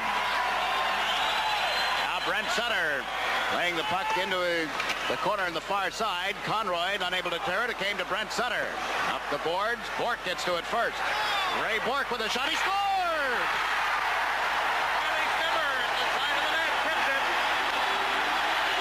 Good chance that Charlie Simmer could have tipped it in front of Bill Smith, but the Bruins with consistent pressure here in the third period. They got 17 shots at Bill Smith in the second. Ray Bork picks up a loose puck almost at the blue line, circled in front, and let the shot go. Here is Bork, number 7. There he turns quickly. Watch Charlie Simmer at the bottom of your screen, number 23. Here's the shot. There it is, tipped down between the legs. Charlie Simmer deflecting Ray Bork's shot, and the game is tied at 2 apiece. So after trailing 2-0, the Bruins come back. A goal by Telvin late in the second period, and now Simmer, and they just taken the lead. Crowder from an impossible angle. It's 3-2. Keith Crowder has taken a loose puck in the corner to the left of Billy Smith. Looked like a centering pass, hit the skates of Smith and deflected into the net. And the pandemonium has broken loose here in the Boston Garden. Everybody on their feet in recognition of the go-ahead goal for the first time. Here's Crowder, picks up the loose puck from behind the goal line, passes it in front. It hit the inside of the right leg of Billy Smith, deflected into the net. And the Bruins have taken the lead 1-0. There's Smith as he went behind the net to try and control it. There's his feet. You see his right foot. Watch it. There it goes off his right skate and into the net. Wow. Boston 3, the Islanders 2, as Crowder gets his 32nd of the year. Less than 15 seconds after Simmer had recorded his 32nd. So a 2-0 lead has turned to a 3-2 deficit for the Islanders. The puck in the Boston zone. Crom picks it up. Gets checked. And the Bruins move up. Here's Casper over the line. The pass to the left side. Courtnall's shot is blocked and smothered by Bill Smith. 8 minutes, 18 seconds remaining in the third period. A break in the action with your score. The Bruins 3, the Islanders 2. 8 minutes, 18 seconds remaining in the third period as Peterson squares for the face-off against Trottier. Right from the draw, it's drilled wide of the net by Peterson. He picks up his own rebound, centers. Smith steers that aside, and Bossy on right wing got it to Crom and now out into center ice, but broken up there. Hassine takes it back. Trottier and Peterson in a collision. Play has been called. Something has happened here at the blue line. Some untimely whistles in the hockey game. There's no reason for the whistle to blow in that situation. Just 2 players down on the ice. Here's a moment ago. This was an offside play. Bill Smith makes the save off Courtnall. But there's no question that up way where I sit. Here's Peterson as he put it in front. It was a half pass, half shot. Bill Smith, there's the reaction as Bassine cruises across in front of the net. Penalty, that's what the whistle was for. I guess they're going to give them penalties. Peterson and Brian Trottier. 8 minutes and 5 seconds remaining in the third period. Tremendous hockey game between the Islanders and the Boston Bruins. The Bruins with back-to-back goals, 11 seconds apart, took the lead for the first time at 11:07. Roughing penalties to Trottier and Peterson at 11:55. The teams remain at 6's side, what with the new rule this year, and Potvin handles the puck with a pass to Deneen. Back to Potvin. Fontaine, Gillies, and Flatley move up. Patrick Flatley into the Boston zone, got checked, and Bork handed the puck right back to him. He is checked again, picks it up, get it in deeper, and Deneen out at center ice picks it up and dumps it in over the line. Larson feeds Bork. Off the boards, out at center ice. Linsman unable to pick it up, and the Bruins are going to be called for having iced it. The Boston scoring is Simmer from Bork at 10:56, and then 11 seconds later, Crowder from behind the goal line gets his 32nd of the year unassisted to give Boston a 3-2 lead. Still 7 minutes and 29 seconds remaining in the third period. The Bruins have 2 games in hand on Buffalo, 2 in hand on Montreal and Quebec, and 1 in hand with Hartford, so they're in good position in that respect. And they play the Whalers in Hartford tomorrow afternoon. Those of you who, like all of us, watch a lot of hockey, thanks to cable television, will be able to pick up that game from Hartford.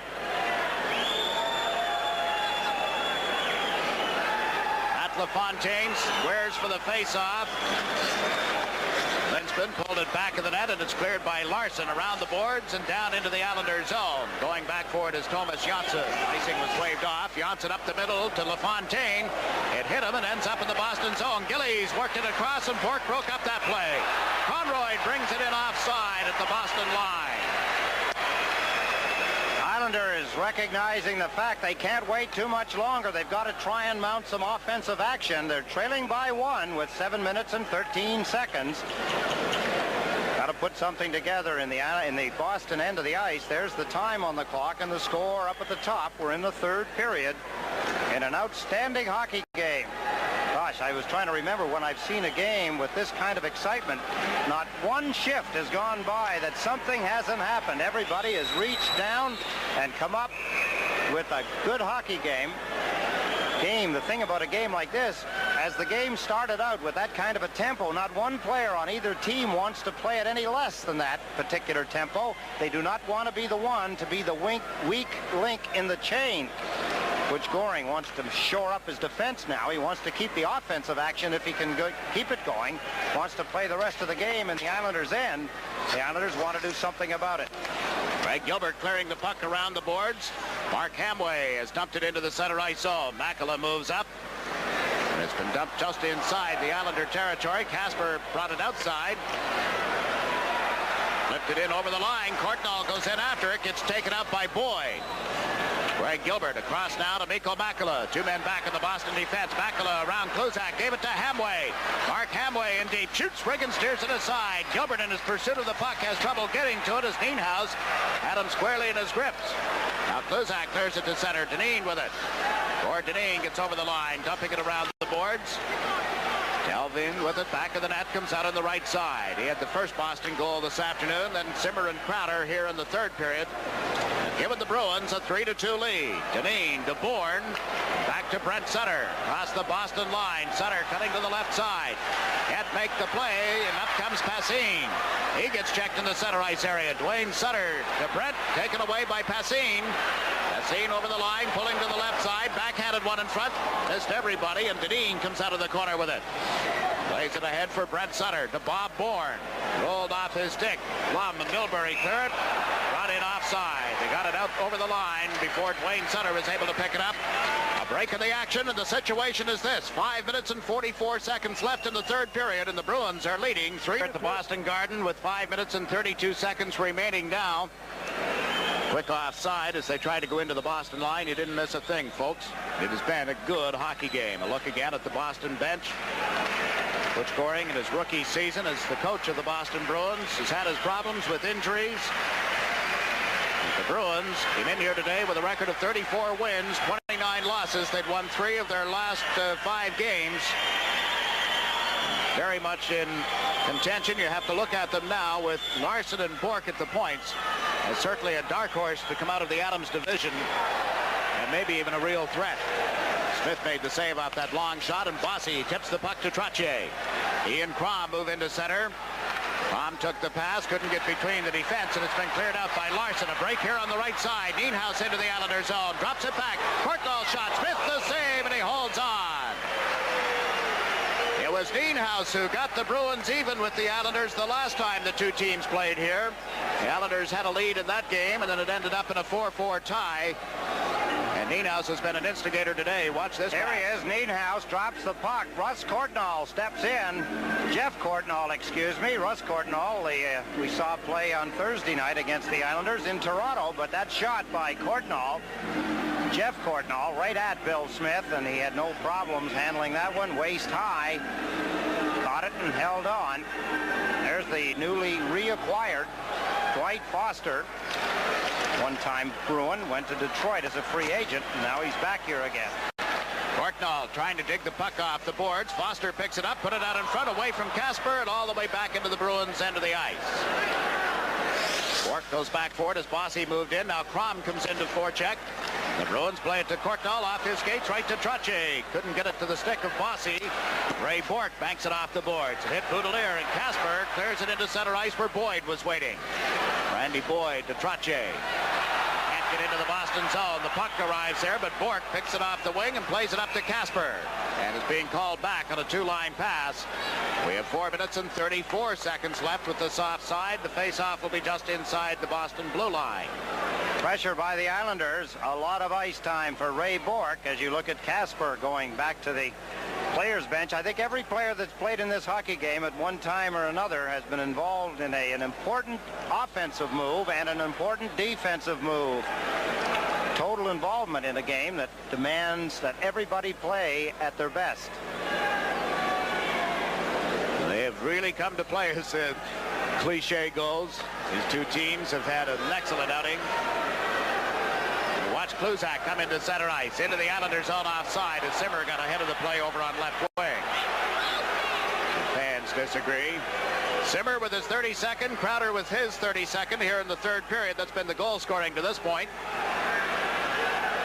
Neither team scored in the first 20 minutes, and Trottier and Brent Sutters take the Islanders to a 2-0 lead. Talvin got half of that back, and the Bruins tied it and then took the lead in the span of 11 seconds in this third period. Just got a close-up look at Gord Kluzak. You could see by his uniform, he's the kind of a player that gets involved.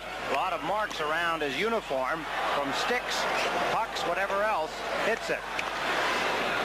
Here's Denny Potvin with a pass now to Clark Gillies. Comes over center ice into the Boston zone, shooting it around the boards. Riggin slows it up. Takes a look, elects to play it himself, banked it off the boards, and Passin has cleared it out into center ice. Dineen shoots it back in, but that's going to be called back on an offside as well. Under some more pressure by Ken Linseman this time, Gord Dineen held it, waited, tried to get Pat Flatley out of the end zone, but had to unload the puck before that happened, so an offside. The Islanders trying to gain possession in Boston's end of the ice. There he is, Ken the Linseman, one-time Philadelphia Flyer, played for Edmonton Oilers and acquired by the Bruins.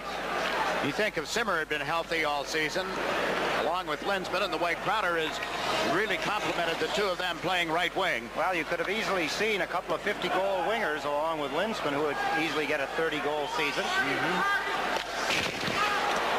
Kluzak took a hit from LaFontaine. The puck came out in front. LaFontaine couldn't bang it in. Conrad picks it up in the center ice area. Johnson backs in for the Islanders. Now out to Flatley. Off his stick. It's right at the Islander line, and now knocked in a little deeper. Flatley and Linseman after it. Linseman taken off the play by Flatley as Johnson brings Gillies here on left wing. Fires one from outside the line. Riggin making the save, has played it around to Dave Reed. Up to Peterson. Hamway riding herd on Peterson, took him off the puck. It comes loose in the Islanders zone. LaFontaine lost it to Passin. Passin in the corner, tied up by Boudelier. Peterson get off the boards to Reed, tipped it back of the net. Dave Reed to Passin, put it right in the goal mouth, and Smith down has been able to pull the puck back into him and force a face-off with 3 minutes remaining.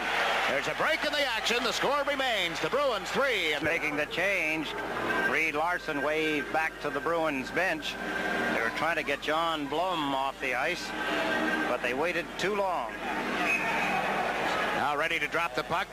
Peterson on the face-off with Trottier. Potvin dug it out and gave it to Hamway. Hamway knocked down. Milbury trying to get it to Peterson. It came off his stick. It's picked up by Trottier. Steps over the Boston line.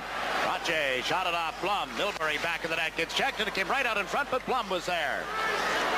Blum works his way out of the corner. Up the boards on the left side for Reed. Peterson, and it's recovered here on the right side by Blum. To Passin. Potvin tipped it away. Makela to Potvin, and he shoots it into the Boston zone. Racing back for it is Mike Milbury. Gilbert ties him up. Blum clears it out into the center ice zone. Johnson is there to Hamway. Off his stick, he and Milbury chase it. Comes back to Courtnall on the left wing boards, and he just shoots it down the ice. This will result in an icing against Boston as Conrad touches up. 2 minutes and 8 seconds remaining in the third period, and a 1-goal margin for the Bruins. Islanders got the Bruins playing a little confused in their own end of the ice. Mike Milbury shows me some maturity as he handles the puck well back there. He finally got it out, but then they iced the puck. A little shaky. Butch Goring obviously recognizing that he didn't have the right players out, but they wouldn't let him make the change. So now he can, but the face-off in Boston's end of the ice with 2 minutes and 8 seconds remaining. There it is, 3-2 lead as back-to-back goals by Simmer and Crowder in the middle part of the third period gave the Bruins the lead for the first time. The Islanders have not won here in the regular season since the 6th of November, 1980, when that man was an Islander player. 8 visits, 5 5 losses, 3 ties. Except for the playoffs, it's been a tough place to play. There's Bourne with a shot. The rebound is banged in. Brent Sutter has tied it up. Bob Bourne shot, handcuffed Riggin. He went down, and Bourne, with that shot, gets help from Brent Sutter. His second of the day, and it's all even. Only fitting that the Islanders should be able to tie it back up. What a drive right from the face-off. The Islanders gain control of the puck. When Sutter beats Lindsman, there's the play back to the point. Thomas Johnson drops it to Bourne. He sees some room. Look at this stop. Look at Riggin. He goes down. He's guessing. Makes the save. The rebound. Left all alone. Brent Sutter slides it underneath Pat Riggin, and the game is tied at 2 apiece with 2 minutes remaining. Bourne and Johnson assisting at 17:59. Now the Bruins, Dwight Foster moving up along the boards. Larson has been pinned on the boards and will get a face-off right at the Boston blue line. I think I said tied at 2. Obviously, that's not true. It's tied at 3 with Brent Sutter, his second goal of the game, 23rd of the season, on a rebound. Slid it underneath Pat Riggin, who'd come up very big off Bob Bourne's screenshot. The Islanders have had only 3 power play chances in the day. They've had 1 goal. The Bruins have had 7 opportunities with the man advantage. I don't think you'll see any more power play chances today, folks. And we are squarely facing an overtime situation with 1.5 minutes remaining in regulation. Randy Boyd to Brent Sutter, and he's dumped it in. Riggin has it back of the net. Left it for Talvin. Around the boards to Foster. Wayne Sutter knocked it away from him. Up comes Talvin. Talvin, the center, into the Islanders zone. Fed it across to Courtnall. Back to Talvin. Talvin's shot drifts wide of the net. There's Foster, and he banged it right across the goal mouth. He had fifth down and missed a golden opportunity. Godelier shot it into the Boston zone, and this will be coming back for icing as Kluzak picks up the puck. 61 seconds, all that's left. What an opportunity for Foster, the newly acquired, or I should say reacquired, Detroit Red Wing. He had Bill Smith to one side of the net. Here's how the play developed. There's Foster. He picks the puck up. He's got it right here. He takes the shot. The puck deflected off Bill Smith. It was bouncing and rolling. I don't think he could get a good piece of it. Here's the puck. It jumped in the air as it came to the ice. There, he did. He misfired on it. Bill Smith caught it on his right shoulder, and it bounced up over him toward the corner of the rink as Foster come very close to regaining the lead for the Boston Bruins. Lindsman to face off against Trottier. And the Bruins get the draw. Larson with a shot that went wide of the net. Boy, they set that up beautifully. It was perfection to watch it. And Larson back into his own zone. It was played right to the goal mouth off Sutter and comes to center ice. Deneen across to Potvin. Left side to Brent Sutter. The Islanders in the middle of a player change. Bossy tips it back into his own zone. It's picked up and cleared out by Richard Crom. To Trottier to Bossy on the right side. Had trouble picking it up. Now he gets it a second time and is checked by Crowder. Heath Crowder shooting it into the Islanders zone with 27 seconds left. Deneen is back. Lindsman picks it up. Centers, and Larson can't hold it at the blue line. The Islanders have not played an overtime game in 20 outings, and we're 17 seconds away from it with this play stoppage for an offside. Seems only fitting that a game has had everything, should go right down to the wire, deadlocked at 3 apiece. No scoring in the first period. It was 2-1 at the end of the second period for the Islanders, and then Simmer and Crowder made it 3-2 for the Bruins before Brent Sutter, with his second goal of the game, his 23rd of the season, on a rebound from Bourne and Thomas Johnson, tied it. Peterson on the face-off. The puck is recovered and cleared down into the Islander zone by Reed. Johnson gets it out of there. Bork gave it to Reed. Got it to the Islander blue line. Johnson took Basine off the play, and here's Crom taking Trottier's pass. Plays it off the boards. Trottier can't get it over the Boston line. Bossy did, but the time is run down. In regulation, the game ends in a 3-3 tie. So we're headed to overtime, just the way the two teams played it on the previous visit to the Boston Garden. We'll be back with the overtime session after we pause for the end. After Simmer and Crowder had given the Bruins a 3-2 lead, Brent Sutter, his 23rd of the year, from Bourne and Johnson at 17:59. We're going to overtime. The Islanders have played 15 overtime games, winning 4, losing 1, and the other 10 ended that way. For Boston, the record is 2-3-8. 2 wins, 3 losses, 8 ties, and here's what's forcing the extra session. There's Bob Bourne up in the top left corner of your screen. He turns and lets fly. Watch Riggin here. What a stop he makes. Here comes the puck.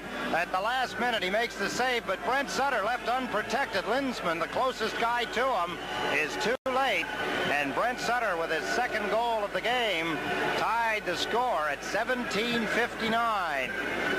The Bruins in overtime, 2 wins, 3 losses, 8 ties. The Islanders have 4 wins, 1 loss, and 10 ties in overtime. Bill Smith with a personal overtime record of 0-0-6. No, excuse me, that's incorrect. That's the Islander home record is 0-0-6 in overtime. On the season, Bill Smith with 2 victories, a loss, and 2 ties in overtime on the road. He is 2-1-2 in overtime away from the Nassau Coliseum. It's not really him, it's the team. If you look at it, sort of like a pitcher's record, I guess, in that respect. The Bruins outshot the Islanders 11-9 in the third period, have outshot them 38-24 this afternoon.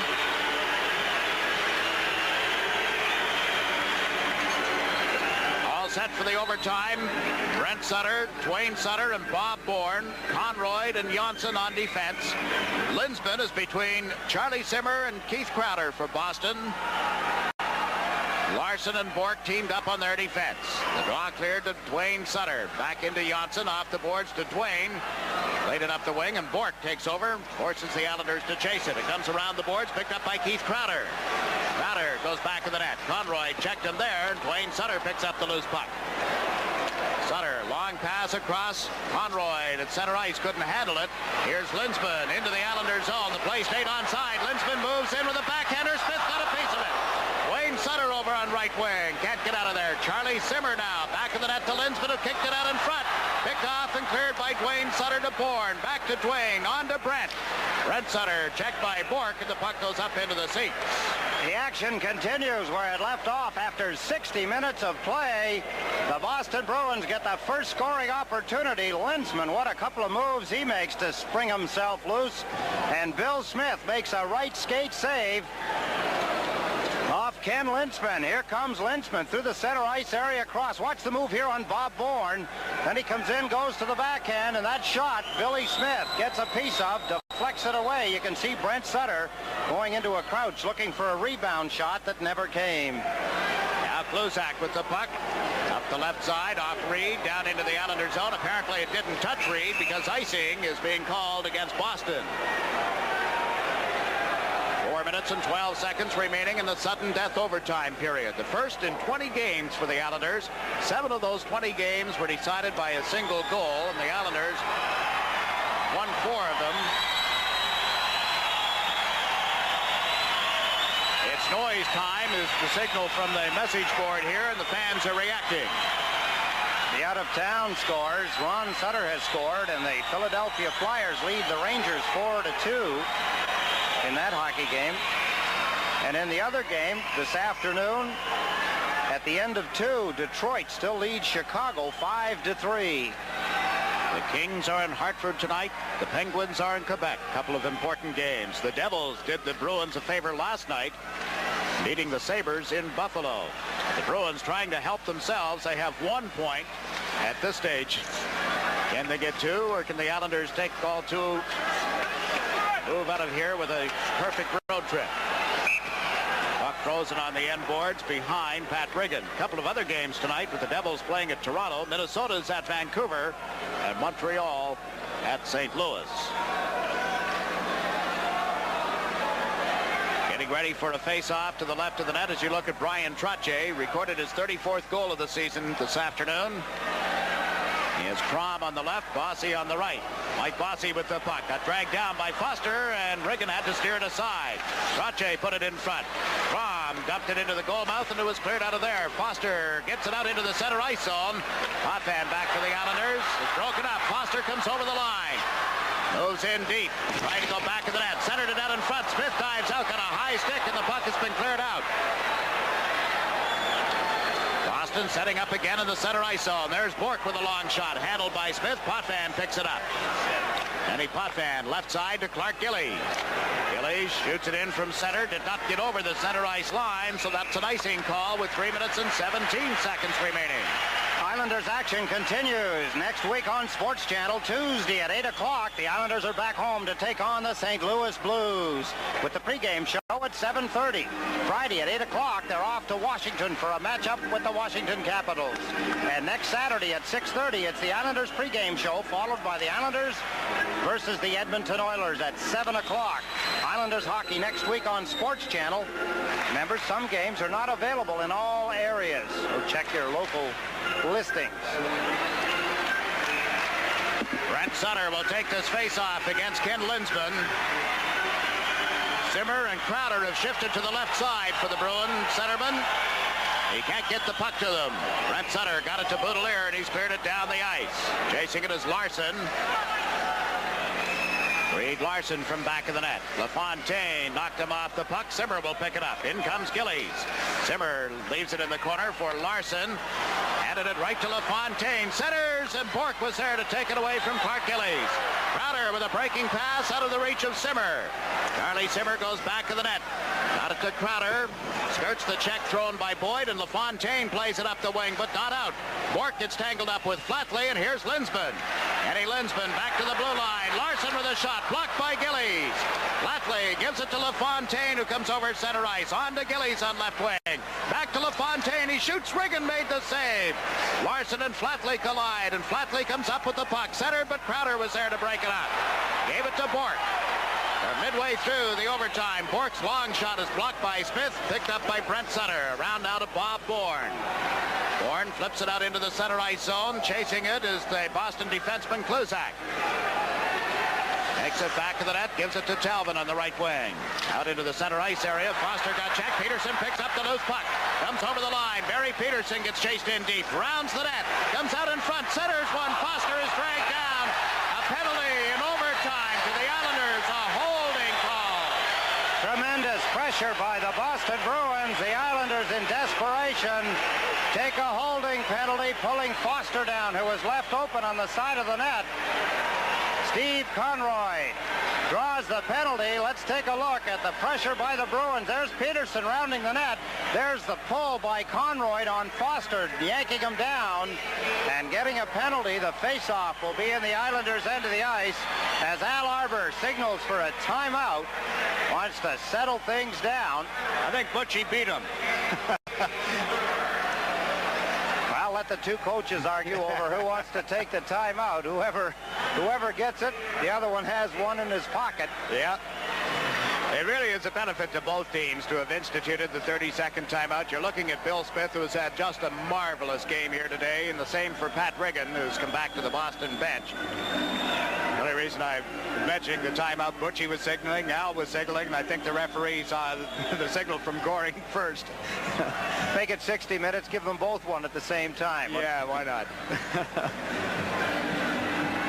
Only right, just, and fitting, maybe, that this game should end in a tie. Both teams have played so well that you hate to see it decided, but that's what everybody has stayed in this Boston Garden. Not one soul has left. And there's 1 minute and 56 seconds remaining in the overtime. And the face-off will be in the Islanders' end of the ice to the left of Bill Smith. Steve Conrad has taken a holding penalty. There he is in the penalty box. And the Bruins, who have had all kinds, 8 opportunities, thank you, Jiggs, 8 opportunities on the power play, get their 9th. You look at Bill Smith as he squares to the face-off in the circle to his left, and Brent Sutter won the draw, cleared it off Bork's stick. Bork over to Linsman. Back to Bork, who'll set it up in his own zone and brings it to center ice before shooting it in. Rattled around the glass. Zimmer in after it. It's picked off by Linsman. Back to the blue line. Bork had a shot blocked. Crowder with it. Gives it to Linsman. To Bork. Dumps it in front. Crowder turns. Couldn't shoot it. And Bossy has cleared it out into center ice. Bork for the Bruins. To Linsman. Bossy takes it away from Crowder and has shot it into the Boston zone. The Islanders will play shorthanded for the balance of the overtime. Or barring any further penalties. Peterson into the Islander zone is checked by Boudelier, and Flatley has cleared it. Ray Bourque with it at center ice. To Crowder. Keith Crowder to Simmer, waiting over on the left wing boards. He moves in a little deeper and has shot deflected by Boyd. Flatley and Linsman tie up in the corner, and the puck goes to Thomas Johnsson, who's dumped it out. The Islanders making a change on the fly as Peterson is back to pick up the puck with 50 seconds remaining in overtime. Gary Peterson up the left side off Kluzak. Casper has shot it into the Islanders zone. Potvin slaps it off the boards away from Ray Bourque. 38 seconds remaining. Bourque got his pass broken up and cleared by Brent Sutter. He went right to Talbot, who steps over the line, plays it in on the boards. Potvin steps in front of Pasine, gets dragged down, and there will be a penalty to Pasine. Boyd and Kluzak looking daggers at one another, and we have a scuffle back of the net. The Islanders short-handed. Bill Smith is being pushed back into the goal mouth by Ray Bourque. He'd been in there jostling a little with Casper. Fever pitch, this hockey game. Sure, they'll somehow get the cooler heads to prevail. Only 24 seconds left, and a penalty was to be called against the Bruins. We'll see if there's anything else added to it. Dennis Potvin gets dragged down as the Bruins try to organize a power play that's been a dud for them in this whole night.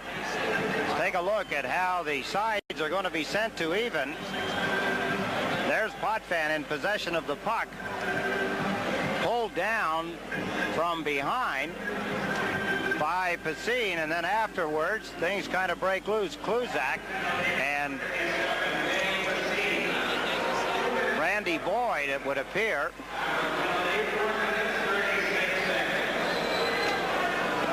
So the power play that the Boston Bruins were enjoying nullified by Pasine hooking Dennis Potvin, taking him down. Face-off will be in the center ice area. 24 seconds remain in the overtime period. It'll be Trottier, Bossy, Potvin, and Johnsson for the Islanders. Peterson, Foster, Delvin, and Bourque for the Bruins. This is Johnsson back of the net. One of the few times that the teams play at 5 aside, including goalkeepers. Bossy gets checked by Bourque. Foster comes in after the puck, plays it out into center ice. Delvin backs up with 8 seconds remaining. Got it to Foster. Trottier checks him. Johnsson moves up with it over the Boston line. The pass just missed Bossy, and that's going to do it. There's the siren, and this one is all over. Twice the Islanders visit Boston this season. Twice they come away with a tie. Coming from behind after trailing 3-2 in the third period, Brent Sutter gets the tying goal at 17:59.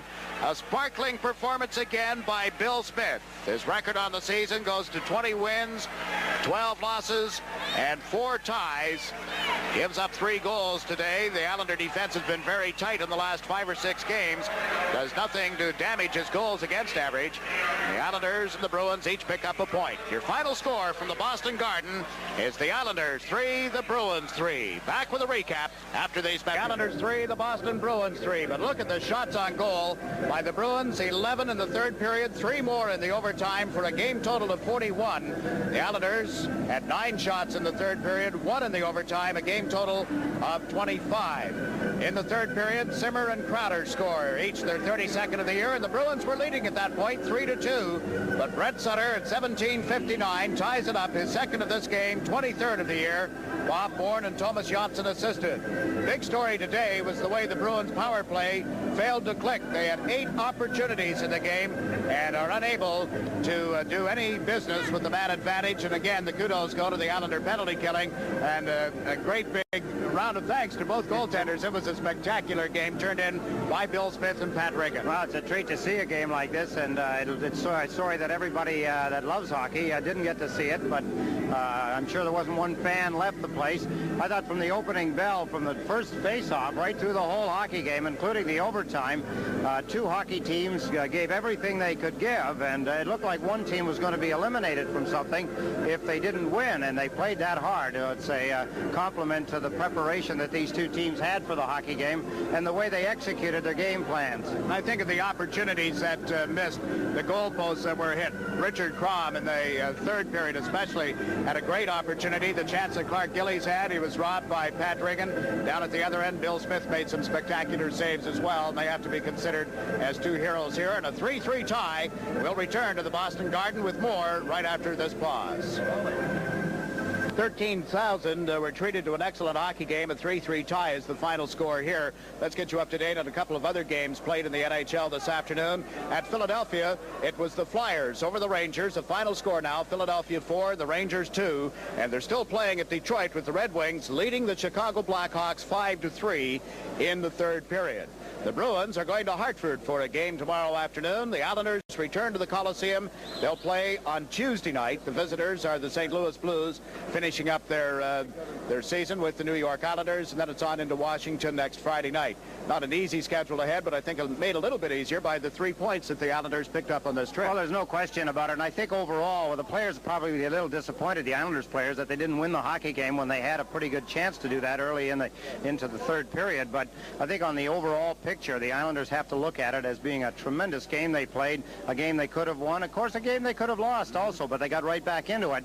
I think the total picture for the Islanders is again improving, and that's what they want coming up, getting ready for the playoffs, and that's what they've strived for. It seems that since the trade again, the Islanders, everybody's picked up the level of play, and the team is operating almost at playoff level now. 2 weeks from now, the season, well, actually 2 weeks from tomorrow, the season is all over, and the playoffs will be getting underway a couple of days later. But from the Boston Garden, your final score is the New York Islanders 3 and the Boston Bruins 3. Remember, tonight at 7:30, the Nets are in Philadelphia to take on the Sixers. And Tuesday at 7:30, it's the Islanders pregame show to be followed by the game against the St. Louis Blues at 8 o'clock. I'm Jakes McDonald for Ed Westfall saying so long until Tuesday, and thanks for watching Islanders hockey on Sports Channel, #1 in New York sports.